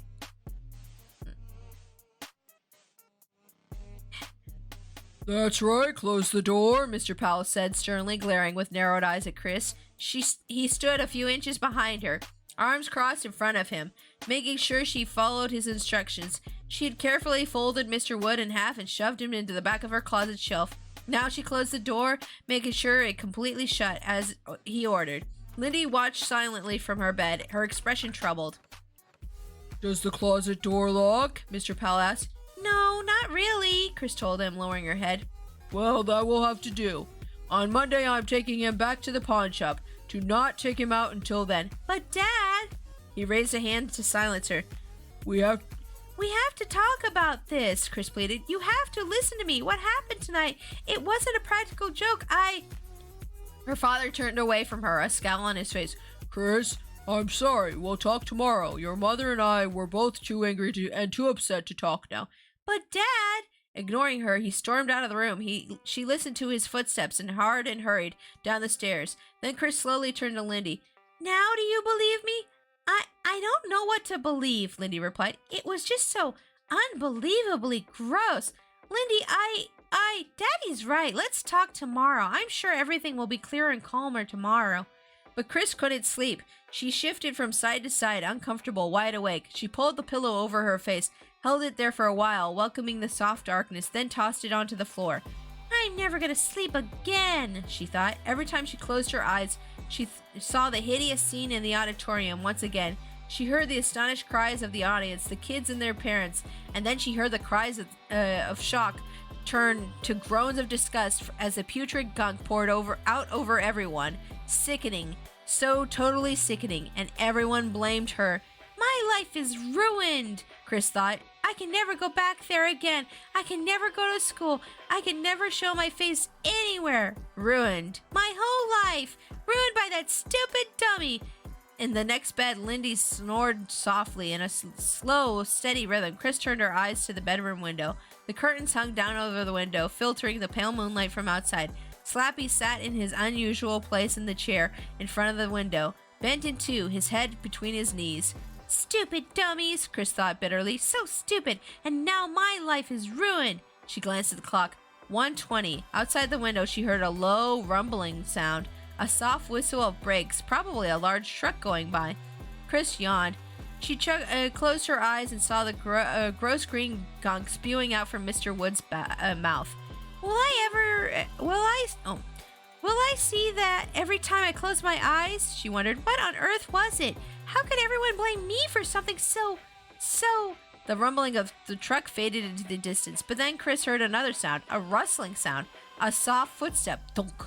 Someone was moving. She sucked in her breath and held it, listening hard. Silence now. Silence so heavy. She could hear the loud thudding of her heart. And then another soft footstep. Thunk. A shadow moved. The closet door swung open. Or was it just shadows shifting? No. Someone was moving. Moving from the open closet. Someone was creeping towards the bedroom door. Creeping so softly, so silently. Her heart pounded. Chris pulled herself up, trying not to make a sound. Realizing that she'd been holding her breath, she let it out slowly, silently. She took another breath, then sat up. The shadow moved slowly to the door. Chris lowered her feet to the floor, staring hard into the darkness, her eyes staying with the silent, moving figure. What's happening? She wondered. The shadow moved again. She heard a scraping sound, the sound of sleeve brushing the door frame. Chris pushed herself to her feet. Her legs felt shaky as she crept to the door, following the moving shadow. Out into the hallway, even darker out here because there were no windows. Towards the stairway, the shadow moved more quickly now. Chris followed, her bare feet moving lightly over the thin carpet. What's happening? What's happening? She caught up to the shadowy figure on the landing. Hey! She called out, her voice a tight whisper. She grabbed the shoulder and turned the figure around and stared into the grinning face of Mr. Wood. Uh-oh, he moving! He moving! Mr. Wood blinked, then hissed at her. An ugly sound, a menacing sound. In the darkness of the stairwell, his painted grin became a threatening leer. In her fright, Chris squeezed the dummy's shoulder, wrapping her fingers around the harsh fabric of his shirt. This is impossible, she whispered. He blinked again. He giggled. His mouth opened, making his grin grow wider. She tried to tug out of Chris's grasp. Oh wait, he tried to tug out of Chris's. Oh my gosh! Blah, blah, blah. He tried to tug out of Chris's grasp, but she hung on without even realizing she was holding him. But you're a dummy, she squealed. He giggled again. So are you, he replied. His voice was a deep growl, like the angry snarl of a large dog. Oh, So are you. you can walk? Chris cried, her voice trembling. The dummy giggled its ugly giggle again. You can't be alive, Chris exclaimed. Let go of me. No, the dummy growled. Chris held on, tightening her grip. I'm dreaming, Chris told herself. I have to be dreaming. I'm not a dream. I'm a nightmare. I wonder if I could do a spooky voice for him. No. I'm not a dream. I'm a nightmare. The dummy exclaimed and tossed back his wooden leg, laughing. Still gripping the shoulder of the shirt, Chris stared through the darkness at the grinning face. The air seemed to grow heavy and hot. She felt as though she couldn't breathe, as if she were suffocating. What was that sound? It took her a while to recognize the strained grasps of her own breathing. Oh wait, I know what I can do. Ha! I forgot I have this. Hold on. Let me get my microphone, my software. I know what I can do. Oh, this is gonna be fun. Where's my effects? Yeah. Okay. Hold on. I think this is the one. It's either haunted or dual pitch. Let's try this out. Hold on. You guys tell me if this sounds good for the dummy voice. I'll play with it. I'll play with it while I'm reading. Okay. So, let's see. This one. Is this a spooky demon voice or what? Is this scary? Is this good enough for the puppet? Tell me if this is good for the puppet. Or, we can also do this one. This is a spooky voice for the puppet. Which one do you guys like? Which one do you like? This one? Or this one? Oh.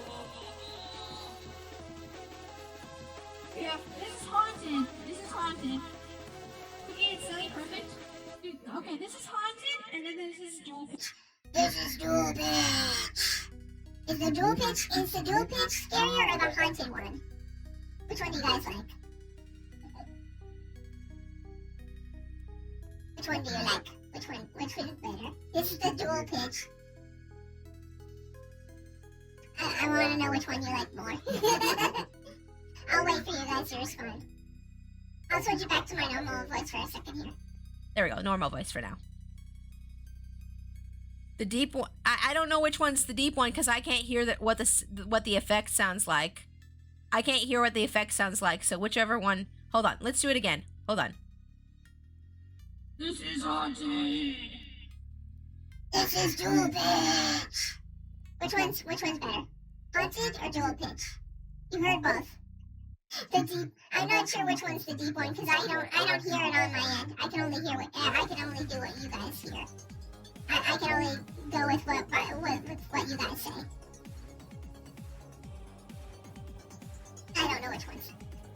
I don't know which one's the one. The second one? Okay, the dual pitch. Okay, this one right now? Okay, I'm gonna use this one for him. Okay. Let me just put this on the side so I can fiddle with it. Okay. Oh, that one's all the way down there. Oh, wait, there's a demon one. Hold on. This is the one. This is the one, the demon one. Yeah, this is the one. Okay, I got it. This is the one. Yeah, this is the one. Okay, let's use this one. Okay, I'm gonna turn it off. Okay, let's see if I can do this well. Let's see. It took her a while to recognize the strained gasps of her own breathing. Let go of me! The demon dummy me. We're all running down the stairs! He tried once again to tug out of her gasp. No, Chris insisted, holding tight. I'm putting you back in the closet. The dummy laughed. Then pushed his painted face close to Chris's face. You can't keep me here. You can't keep me there. I'm locking you in. I'm locking you in a box in something, Chris declared, panic clouding her thoughts. The darkness seemed to descend over her, choking her, weighing her down. Let go of me. The dummy pulled hard. Chris reached out her other hand and grabbed him around the waist. Let go of me. He snarled in his raspy, deep rumble of a voice. I'm in charge now. You will listen to me. This is my house now. He pulled hard. Chris encircled his waist. They both fell onto the stairs, rolling down a few steps. Let go. The demon ordered. He rolled up on top of her, his wild eyes glaring into hers. She pushed him off, tried to pin his arms back behind his back. He was surprisingly strong. He pulled back one arm, then shoved his fist hard into the pit of her stomach. Ugh! Chris groaned, feeling the breath knocked out of her. The dummy took advantage of her momentary weakness and pulled free, grasping the banister. Hold on, my voice is getting crunchy. Okay, we're good. Sorry. The dummy took advantage of her momentary weakness and pulled free. Grasping the banister with one hand, he tried to pull himself past her and down the stairs. But Chris shot out a foot and tripped him. Still struggling to breathe, she pounced onto his back. Then she pulled him away from the banister and pushed him down the step, pulled him hard onto a step. Oh! Chris gasped loudly as the overhead hall light flashed on. She closed her eyes against the sudden harsh intrusion. The dummy struggled to pull out from under her, and she pushed down on his back with all her weight. Chris, what on earth? Lindy's startled voice called down from the top step. It's Mr. Wood! Chris managed to cry up to her. He's alive! She pushed down hard, sprawled over the dummy, keeping him pinned beneath her. Chris, what are you doing? Lindy demanded. Are you okay? No! Chris exclaimed. I'm not okay. Please, Lindy, go get Mom and Dad. Mr. Wood, he's alive. It's just a dummy, Lindy called down, taking a few reluctant steps towards her sister. Get up, Chris. Have you lost your mind? Listen to me, Chris shrieked at the top of her lungs. Get Mom and Dad before he escapes. But Lindy didn't move. She stared down at her sister, her long hair falling into tangles about her face, her features twisted in horror. Get up, Chris, she urged. Please, get up. Let's go back to bed. I'm telling you, he's alive, Chris cried desperately. You've got to believe me, Lindy. You've got to. The dummy lay lifelessly beneath her, his face buried in the carpet, his arms and legs sprawled out to the sides. You had a nightmare, Lindy insisted, climbing down step by step, holding her long night skirt above her ankles until she was standing right above Chris. Come back to bed, Chris. It was just a nightmare. The horrible thing that happened at the concert, it just gave you a nightmare, that's all. Gasping for breath, Chris lifted herself up and twisted her head to face her sister. Grabbing the banister with one hand, she raised herself a little. The instant she lightened up on him, the dummy grabbed the edge of the stair with both hands and pulled himself up from under her. Half falling, half crawling, he scrambled down the rest of the stairs. No, I don't believe it, Lindy shrieked, seeing the dummy move. Go get Mom and Dad, Chris said. Hurry! Her mouth wide open in shock and disbelief, Lindy turned and headed back up the stairs, screaming for her parents. Chris dived off the step, thrusting her arms in front of her. She tackled Mr. Wood from behind, wrapping her arms around his waist. His head hit the carpet hard as they both crumpled to the floor. He uttered a low, throaty cry of pain. His eyes closed. He didn't move. Dazed, her chest heaving, her entire body trembling, Chris suddenly climbed to her feet. She quickly pressed a foot on the dummy's back to hold him in place. "Mom and Dad, where are you?" she cried aloud. "Hurry!" The dummy raised its head. He let out an angry growl and started to thrash his arms and legs wildly. Chris pressed her foot hard against his back. Let go! He growled viciously. Chris heard voices upstairs. "Mom? Dad? Down here!" she called up to them. Both of her parents appeared at the upstairs landing, their faces filled with worry. "Look!" Chris cried, frantically pointing down at the dummy beneath her foot. "Look at what?" "Look at what?" Mr. Powell cried, adjusting his pajama top. Chris pointed down to the dummy under her foot. He's trying to get away," she stammered. But Mr. Wood lay lifeless on his stomach. Is this supposed to be a joke?" Miss Powell demanded angrily, hands at the waist of her cotton nightgown. "I don't get it," Mr. Powell said, shaking his head.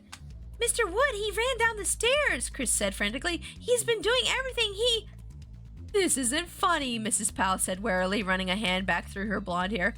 "It isn't funny at all, Chris, waking everyone up in the middle of the night."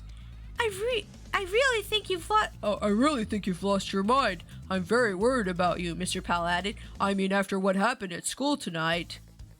"That's not nice to say to an 11-year-old. I think you've lost your mind." "What? That's not cool." "Listen to me," Chris shrieked. She bent down and pulled Mr. Wood up off the floor, holding him by the shoulders. She shook him hard. "He moves, he runs, he talks. He's alive!" She stopped shaking the dummy and let go. He slumped lifelessly onto the floor, falling in an unmoving heap at her feet. "I think maybe you need to see a doctor," Mr. Powell said, his face tightening with concern. "No, I saw him too," Lindy said, coming to Chris's aid. "Chris is right, the dummy did move." But then she added, I think it moved." You're a big help, Lindy," Chris thought, suddenly feeling weak, drained. "Is this just another stupid prank?" Miss Powell asked angrily. "After what happened at school tonight, I think that would be enough." "But Mom," Chris started, staring down at the lifeless heap at her feet. "Back to bed," Miss Powell ordered. "There's no school tomorrow. We'll have plenty of time to discuss punishments for you two." "Me?" Lindy cried outraged. "What did I do?" Mom, we're telling the truth," Chris insisted. I still don't get the joke," Mr. Powell said, shaking his head. He turned to his wife. "Were we supposed to believe her or something?" "Get to bed, both of you, now," their mother snapped. She and their father disappeared from the upstairs landing, heading angrily back down the hall to their room. Lindy remained, one hand on top of the banister, staring down regretfully at Chris. "You believe me, don't you?" Chris called up to her. "Yeah, I guess," Lindy replied doubtfully, lowering her eyes to the dummy at Chris's feet. Chris looked down too. She saw Mr. Wood blink. She stared to straighten up. "Whoa!" She uttered an alarmed cry and grabbed by the neck. "Lindy, hurry! She's moving again!" "What should we do?" Lindy stammered, making her way hesitantly down the stairs. "I don't know," Chris replied as the dummy thrashed his arms and legs against the carpet, trying desperately to free himself from her two-handed grip on his neck. "We've got to..." Oh, hold on. Whoop, whoop, whoop. "There's nothing you can do," Mr. Wood snarled. Okay, hold on. I'm trying to do this back and forth, and I'm not very good at it. Let's see here. "You will be my slaves now, and once again, alive!" Hold on, let me clear my throat.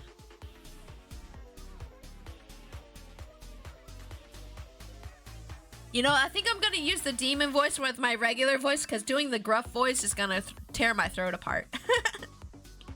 Although it probably does make a good effect if I do it that way. I don't know. Anyways, There's nothing you can do. You will be my slaves and I am alive once again. But how? Chris demanded, staring at him in disbelief. I mean, you're a dummy. How? The dummy snickered. You brought me back to life! He told her in a raspy voice. You read the ancient words. The ancient words? What was that? What was he talking about? And then Chris remembered. She read the strange sounding words from the sheet of paper in the dummy's shirt pocket. Oh, it was a magic spell. Let's see here. I am back to fetch you, the dummy brought, and now you and your sister will serve me.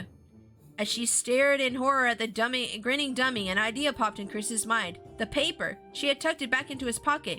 If I read the words again, Chris thought, it will put him back to sleep. She reached out and grabbed him. He tried to jerk away, but he was too quick. The folded sheet of yellow paper was in her hand. Oh, I'm sorry. Give me that. He cried. He swiped at it, but Chris swung it out of his reach. She unfolded it quickly, and before the dummy could grab the paper out of her hand, she read the strange words aloud. Karu Mari Odana Loma Malonu Karano! Oh boy, I hope that undoes it. We'll see. Let me take a sip of my coffee real quick. Oop.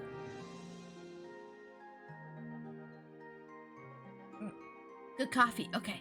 Both sisters stared at the dummy, waiting for him to collapse. But he gripped the banister and tossed his head back in an amused, scornful laugh. Those are the words... Oh, I'm sorry. Excuse me. Boop, boop, boop. Those are the words of the ancient sorcerer to bring me to life. He proclaimed. Those aren't... Oh, I'm sorry. Those aren't the words to kill me. Kill him? Yes, Chris thought frantically. She tossed down the yellow paper disgustedly. We have no choice. We have to kill him, Lindy. Huh? Her sister's face filled with surprise. Chris grabbed the dummy by the shoulders and held on tightly. I'll hold him. You pull his head off. Puppet murder time? What? What? Okay, all right. Puppet murder time, I guess.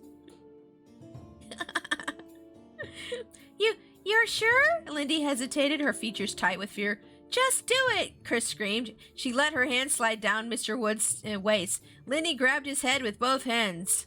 Oh boy. Let go of me. The dummy rasped.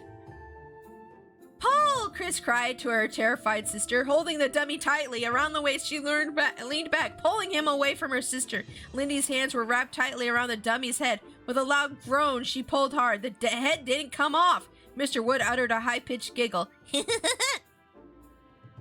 Stop your tickling me. He rasped. Pull harder! Chris ordered his sister. Lindy's face was bright red. She tightened her grip on the head and pulled again. Tugging with all her strength, the dummy giggled his shrill, unpleasant giggle. It won't come off, Lindy said, sighing in defeat. Twist it off, Chris suggested frantically. The dummy thrashed about with his feet, kicking Chris in the stomach, but she held off. Twist the head off, she cried. Lindy tried to turn the head. The dummy giggled. It won't twist, Lindy cried in frustration. She let go of the head and took a step back. Mr. Wood raised his head, stared up at Lindy, and grinned. You can't kill me, I have powers. What are we to do? What do we do? Lindy cried, raising her eyes to Chris. This is my house now. The dummy rasped, grinning at Lindy, and struggled to wriggle out Chris's arms. You won't do as I say, now put me down. Nah, demon. Nah. This is where you, pray this beast away. You pray this beast away. You don't own this house. Get the heck out of there. I'd be throwing him out the house, and I'd be like, don't, be gone, demon. Or put him in the fire. The fire cleanse with the fire. Yeah, put him on a fire, and then pray the whole time. Yeah, that'll get rid of him. Yeah. Oh, look, a bot. Ooh, a bot! Ho. Where's your bed? Beach, get out of here.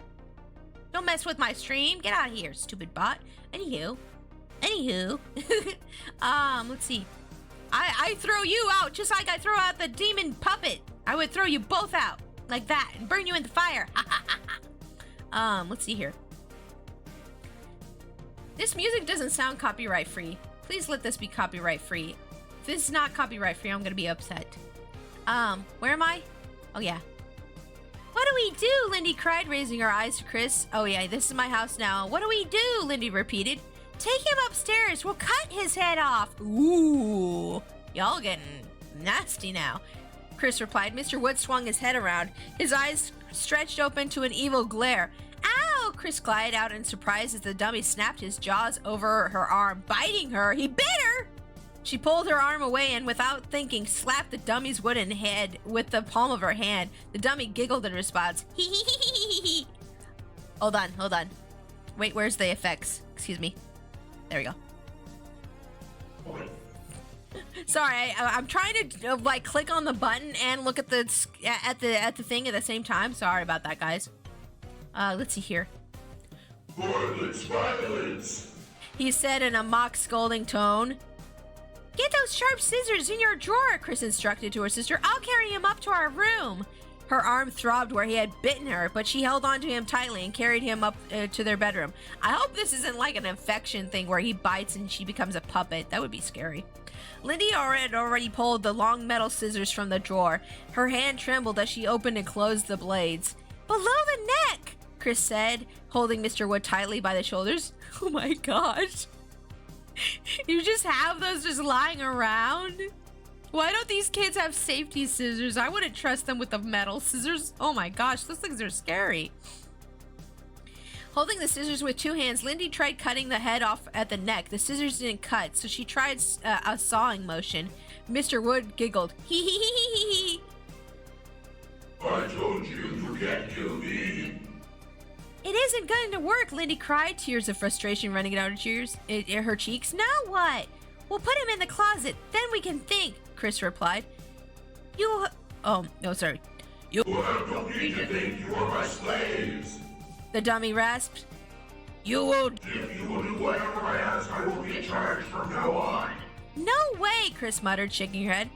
What if we won't help you? Lindy demanded. The dummy turned to her, casting her a hard, angry stare. Then I'll start hurting the ones you love. He said casually. Your parents, your friends, or maybe that disgusting dog that's always yapping at me. Not the doggy, he is evil. Ah! Let's see here. He tossed his head back. He tossed back his head, and a dry, evil laugh escaped his wooden lips. His laugh is always high pitched, so I did another high pitched laugh. Lock him in the closet, Lindy suggested, till we figure out how to get rid of him. Oh. You can't get rid of me. Mr. Wood insisted. Don't make me angry. I have powers. I'm warning you. I'm starting to get tired of your stupid attempts to harm me. The closet doesn't lock, remember? Chris cried, struggling to hold onto the wriggling dummy. Oh, wait, how about this? Lindy hurried to the closet. She pulled out an old suitcase from the back. Perfect, Chris said. I'm warning you. Mr. Wood threatened. You are becoming very tiresome. With a hard tug, he pulled himself free of Chris. She dove to tackle him, but he darted out from under her. She fell face down onto her bed. The dummy ran to the center of the room, then turned his eyes to the doorway as if trying to decide where to go. You must do as I tell you, he said darkly, raising a wooden hand towards Lindy. I will not run from you two. You are to be my slaves.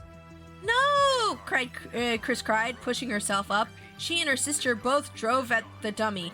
Why does this have lyrics? I don't like lyrics. I'm just kidding. Hold on. Okay, anywho. Sorry about that, y'all. Oh, you know what? Let's just switch to a different playlist because that one was weird. Anywho, where were we? Sorry, that was like in the middle of everything. I apologize.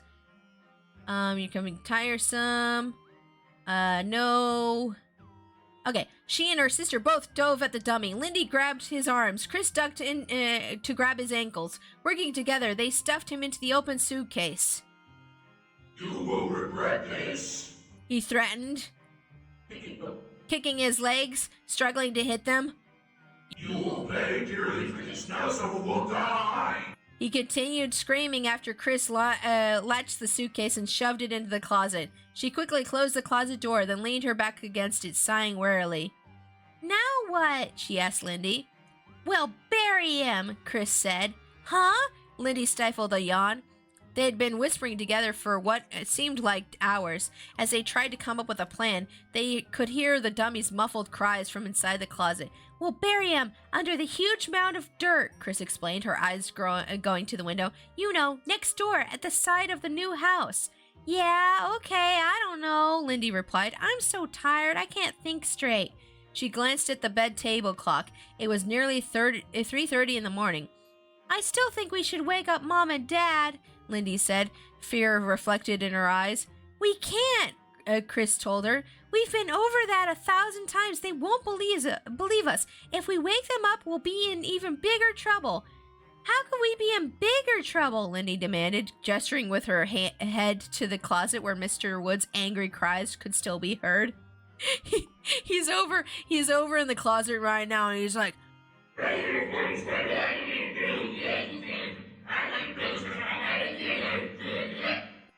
he's like in there, it's all muffled, and you just hear like growling noises and stuff. Let's see. I can't think straight. She glanced at the bed table clock. It was nearly 3:30 in the morning. "I still think we should wake up." Oh yeah, we already read that. Sorry. "We can't, how could we okay. "Get dressed," Chris said with renewed energy. "We'll bury him under all that dirt. Then we'll never have to think about him again." Lindy shuddered and turned her eyes to her dummy, folded up her chair.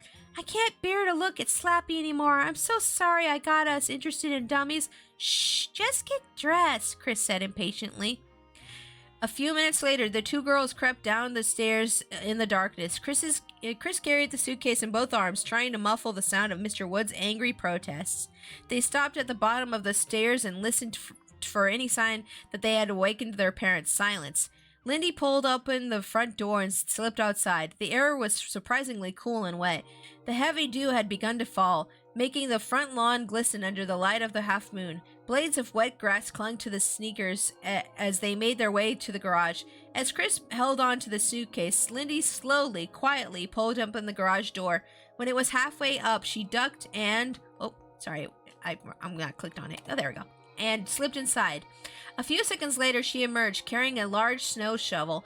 "This should do it," she said, whispering even though no one was around. Cliss. First it was Quiz, now it's Cliz. Chris glanced down the street as they headed across the yard to the lot next door. The heavy morning dew misted the glow of the street lamps, making the pale light appear to bend and flicker like candles. Everything seemed to shimmer under the dark purple sky. Chris set the suitcase down beside the tall mound of dirt. "We'll dig right here," she said, pointing towards the bottom of the mound. "We'll shove him in and cover him." Okay, oh, wait, hold on. I'm warning you. Oh, wait. Oh, I lost my place. Mr. Wood threatened, listening inside the suitcase. Don't let what work. I have powers. "You dig first," Chris told her sister, ignoring the dummy's threat. "Then I'll take a turn." Lindy dug into the pile and heaved a shovelful of dirt. Chris shivered. The heavy dew felt cold and damp. A cloud floated over the moon, darkening the sky from purple to black. Let me out. Mr. Wood called. Let me out now. Or your punishment won't be too severe. "Dig faster," Chris whispered impatiently. "I'm going as fast as I can," Lindy replied. She had dug a pretty good-sized square-shaped hole at the base of the mound. "How much deeper do you think?" "Deeper," Chris said. "Here, watch this suitcase. I'll take a turn." She changed places with Lindy and started to dig. Something scampered heavily near the low shrubs and separated the yards. Chris looked up, saw a moving shadow, and gasped. "Raccoon, I think," Lindy said with a shudder. "Are we going to bury Mr. Wood in the suitcase, or are we going to take him out?" "Ah, raccoon mentioned in book." Okay, anywho, let's see here. "Think Mom will notice the suitcase is gone?" Chris asked, tossing a shovelful of wet dirt to the side. Lindy shook her head. "We never use it." "We'll bury him in the suitcase," Chris said. "It'll be easier." "You'll be sorry." Oh, I'm sorry. That's the dummy. Hold on. You'll be sorry. The dummy rasped. The suitcase shook and nearly toppled over onto its side. "I'm so sleepy," Lindy moaned, tossing her socks onto the floor, then sliding her feet under the covers. I'm wide awake.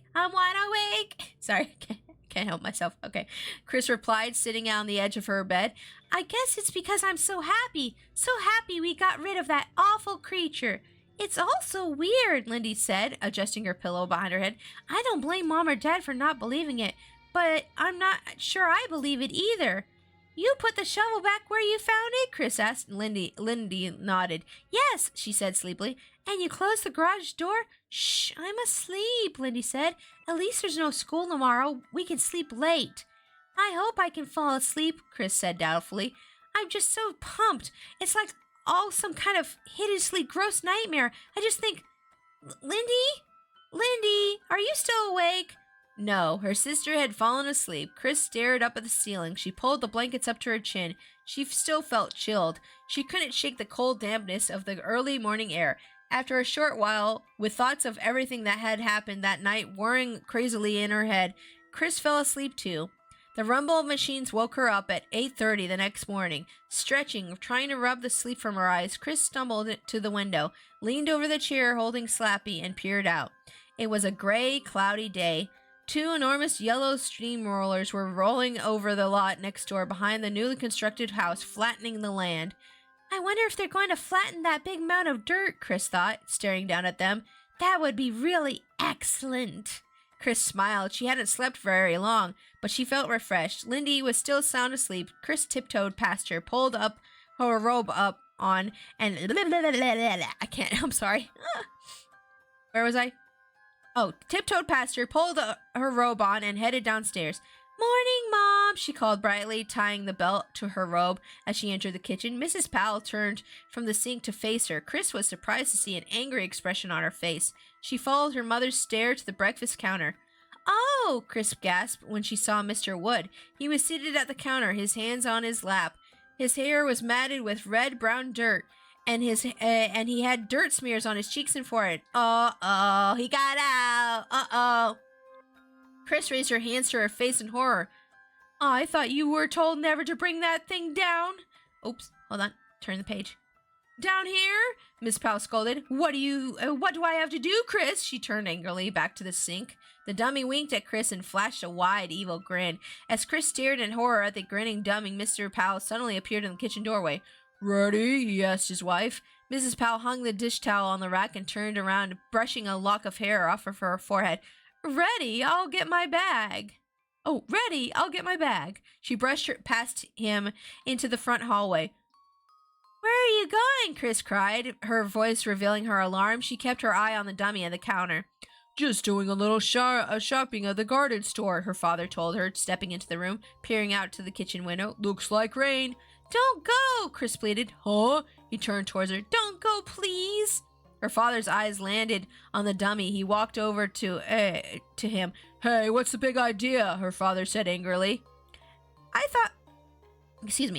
thought you wanted to take him back to the pawn shop, Chris replied, thinking quickly. Not till Monday. Her father replied, today is Saturday, remember? The dummy blinked. Mr. Powell didn't notice.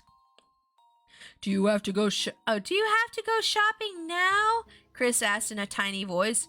Before her father could answer, Mrs. Powell reappeared in the doorway. Here, catch, she called and tossed the car keys to him. Let's go before it pours. Mr. Powell started to the door.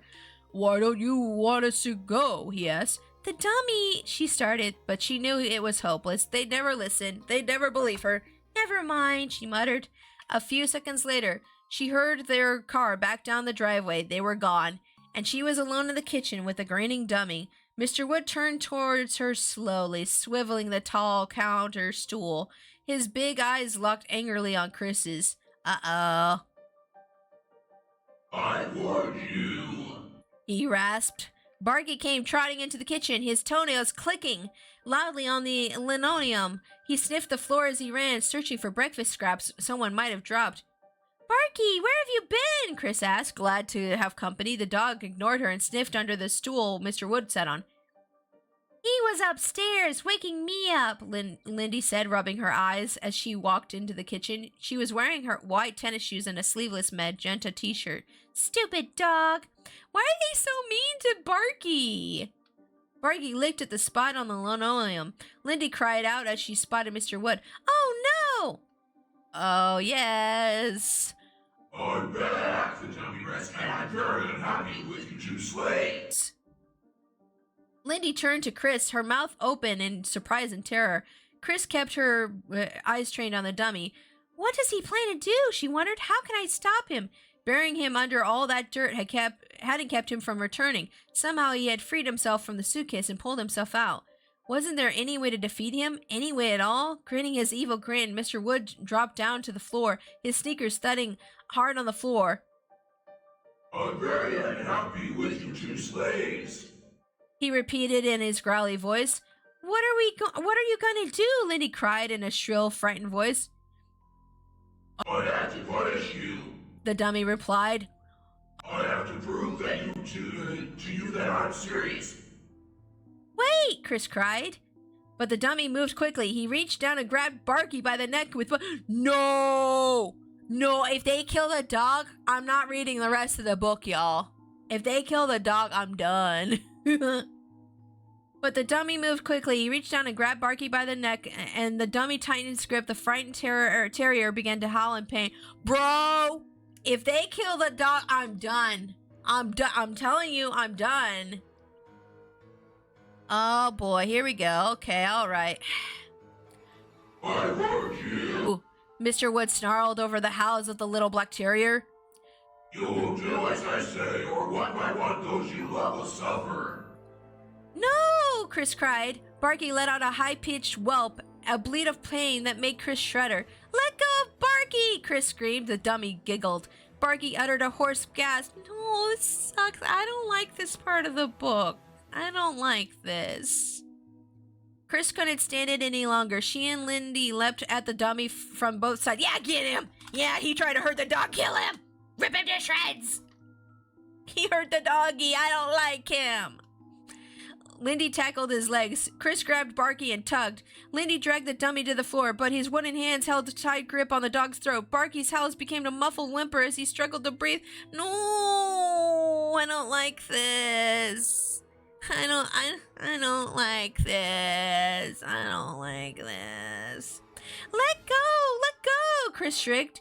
Hold on. I need to do the sounds. Hold on. I warned you.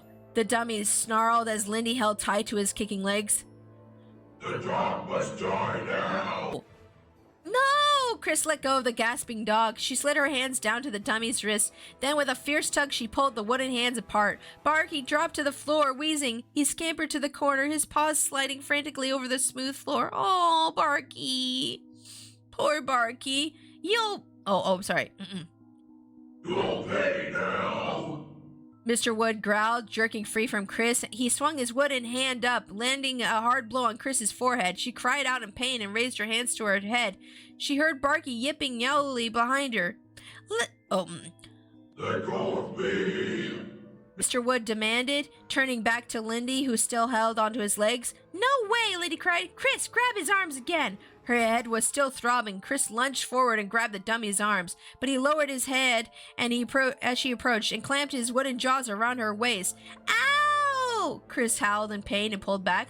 Lindy lifted the dummy up by the legs and then slammed his body hard against the floor. He uttered a furious growl and tried to kick free of her. I'm just glad the dog's okay right now. I'm just glad the dog's okay. Okay, I'm like, shh. I don't know. If they killed the dog in this book, I was gonna be done. Let's see here. Chris lunged again and this time grabbed one arm and then the other. He lowered his head and to bite once more, but she dodged away and pulled his arms tight behind his back. I'm warning you. He bellowed. I'm warning you. Barky yipped excitedly, hopping up on Chris. What do we do with him? Lindy cried, shouting over the dummy's angry threats.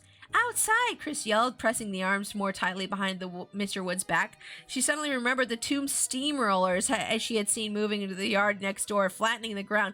Come on, she urged her sister. We'll crush him. Oh, gosh. They're gonna crush him with a steamroller now. Okay, right. All right. I'm warning you, I have powers. The dummy screamed. Ignoring him, Chris pulled open the kitchen door and they carried their wriggling captive outside. The sky was charcoal gray. A light rain had begun to fall. The grass was already wet. Over the low shrubs, they separated the yards. The girls could see the two enormous yellow steamrollers, one in the back, one at the side of the next door lot. They looked like huge, lumbering animals, their giant black rollers flattening everything in the path. Hold on, I gotta clear my throat.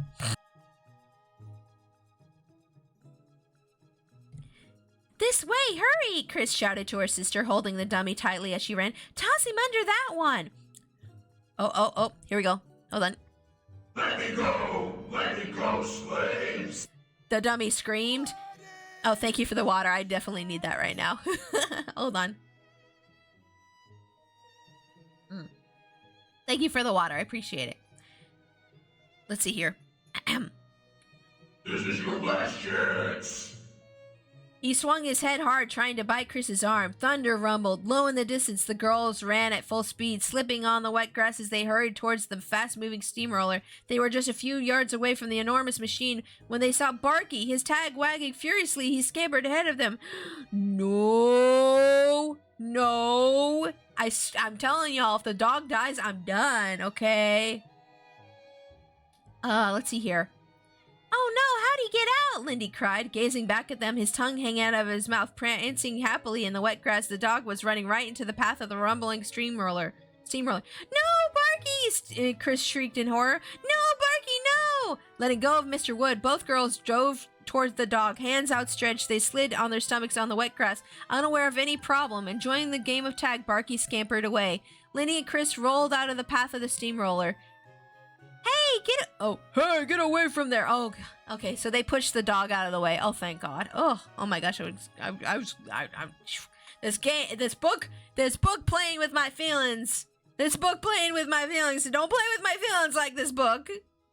Hey, get away from there, the angry operator shouted through the high window of the steamroller. Are you girls crazy? They leapt to their feet and turned back to Mr. Wood. The rain began to come down a little harder. A jagged streak of white lightning flashed high in the sky. Uh-oh. I'm free. The dummy cried, hands raised victoriously above his head. No, you will pay. Get him! Chris shouted to her sister. The rain pelted their hair and shoulders. The two girls lowered their heads and leaned into the rain and began to chase after the dummy. Mr. Wood turned and started to run. He never saw the other steamroller. The gigantic black wheel rolled right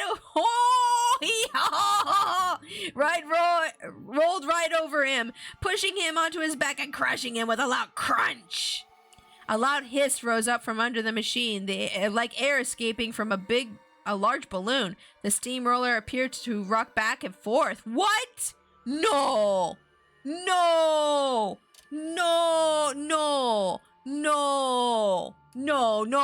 He can't beat the steamroller. No! Wait, no, what? A strange green gas spurted up from beneath the wheel into the air, spreading out into an eerie mushroom-shaped cloud. Barky stopped scampering and stood frozen in place, his eyes following the green gas as it floated up against the nearly black sky. Lindy and Chris stared in open-mouthed wonder. Pushed by the wind and rain, the green gas floated over them. Yuck! It stinks, Lindy declared. It smelled like rotten eggs. Oh, sulfur. He from hell. Barky uttered a low whimper. The steamroller backed up. The driver jumped out and came running towards them. He was a short, stocky man with big, muscular arms bulging out from the sleeves of his t-shirt. His face was bright red under a short, blonde flat top, his eyes wide with horror. A kid? He cried. I ran over a kid? No, he was a dummy, Chris told him. He wasn't alive. He stopped. His face faded from red to flower white. He uttered a low, grateful sigh.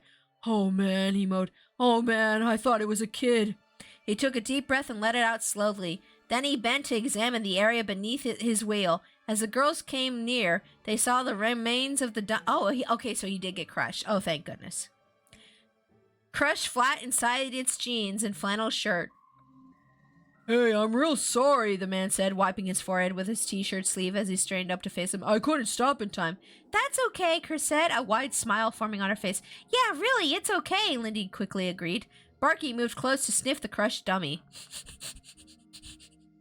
The man shook his head. I'm so relieved. It looked like it was running. I really thought it was a kid. I was so scared. Nope, just a dummy, Chris told him. Whew, the man exhaled slowly. Close one. His expression changed. What are you girls doing out in the rain anyway? Lindy shrugged. Chris shook her head. Just walking the dog. The man picked up the crushed dummy. The head crumpled to powder as he lifted it. You want this thing? You can throw it in the trash, Chris told him. Better get it out of the rain. Oh, better get it out of the rain. And don't scare me like that again, he told them. The girls apologized, then headed back to the house. Chris cast a happy grin at her sister. Lindy grinned back. I may grin forever, Chris thought. I'm so happy, so relieved.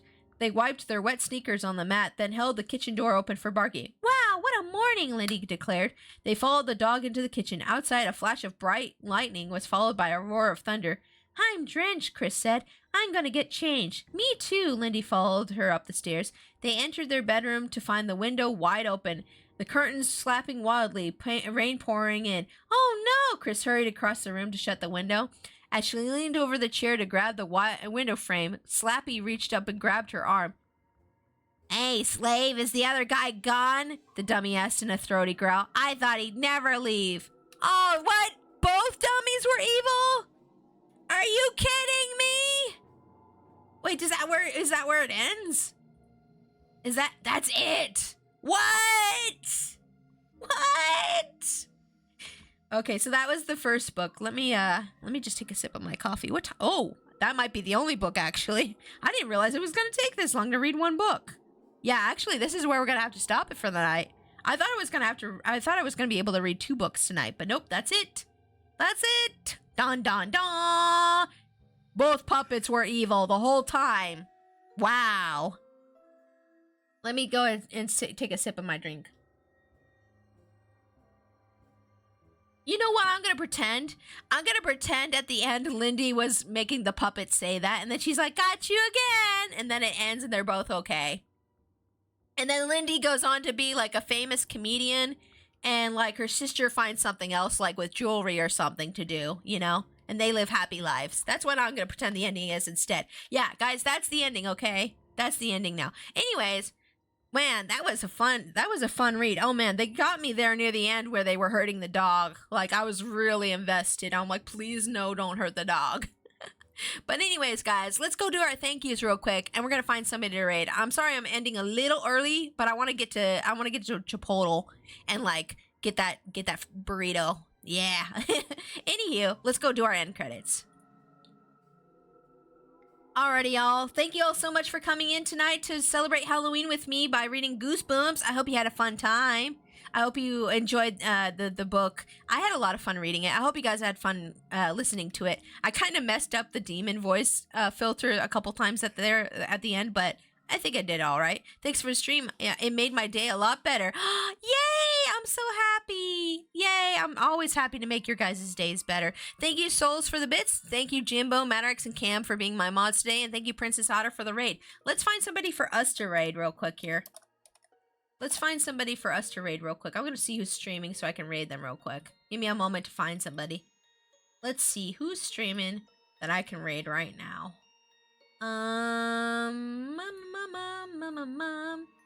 You know what's crazy though? I found out the day after we did that Repo collab on Wednesday that on Thursday they've released new monsters for Repo. And I'm like, what? We were just a day behind and we could have had the new monsters on our stream, but whatever. It's like, oh, dang, I missed out on that, huh? Okay, that's alright though. Ooh, Draco's streaming. Let's raid Draco Azier. Draco Azier is Foxy. You guys know Foxy who comes in? Foxy Meow? Draco Azier is her husband. We're gonna go ahead and raid him. He's also one of my VTuber children. So we're gonna go ahead and raid him. Yeah, what? Yeah, I know, what? Crazy. Happy Halloween, y'all, and I hope you have a good weekend. Picks. My birthday's Wednesday. Oh, happy birthday. I'm late. It's okay. You can join the raid small. Happy Halloween. How's your day going? Did you have a good Halloween so far? Are you gonna get some candy? We're gonna raid one of my VTuber sons. His name is Draco Azier. And when you guys get in there, make sure to use the raid message, which as always is Trash Panda Army Raid. Oh, I beat you to it, Cam. And if you want to use the raid emote, you can copy and paste that second message in the chat there that Cam has put in. Thank you, Cam, to use the raid emote, which looks like this. Guys, I'm going to be back on Monday. On Monday, I'm doing an art stream. I'm not sure what I'm doing for my art stream on Monday quite yet. I might work on the customizable full-body furry VTuber I've been working on for a while now. I might work on that on Monday. I don't know. But I hope you guys have a great night, a safe, happy night. Be safe after out there, everyone. If you plan on going out tonight, be safe. And have a happy weekend as well, okay? All right? Take care, everybody. Bye-bye.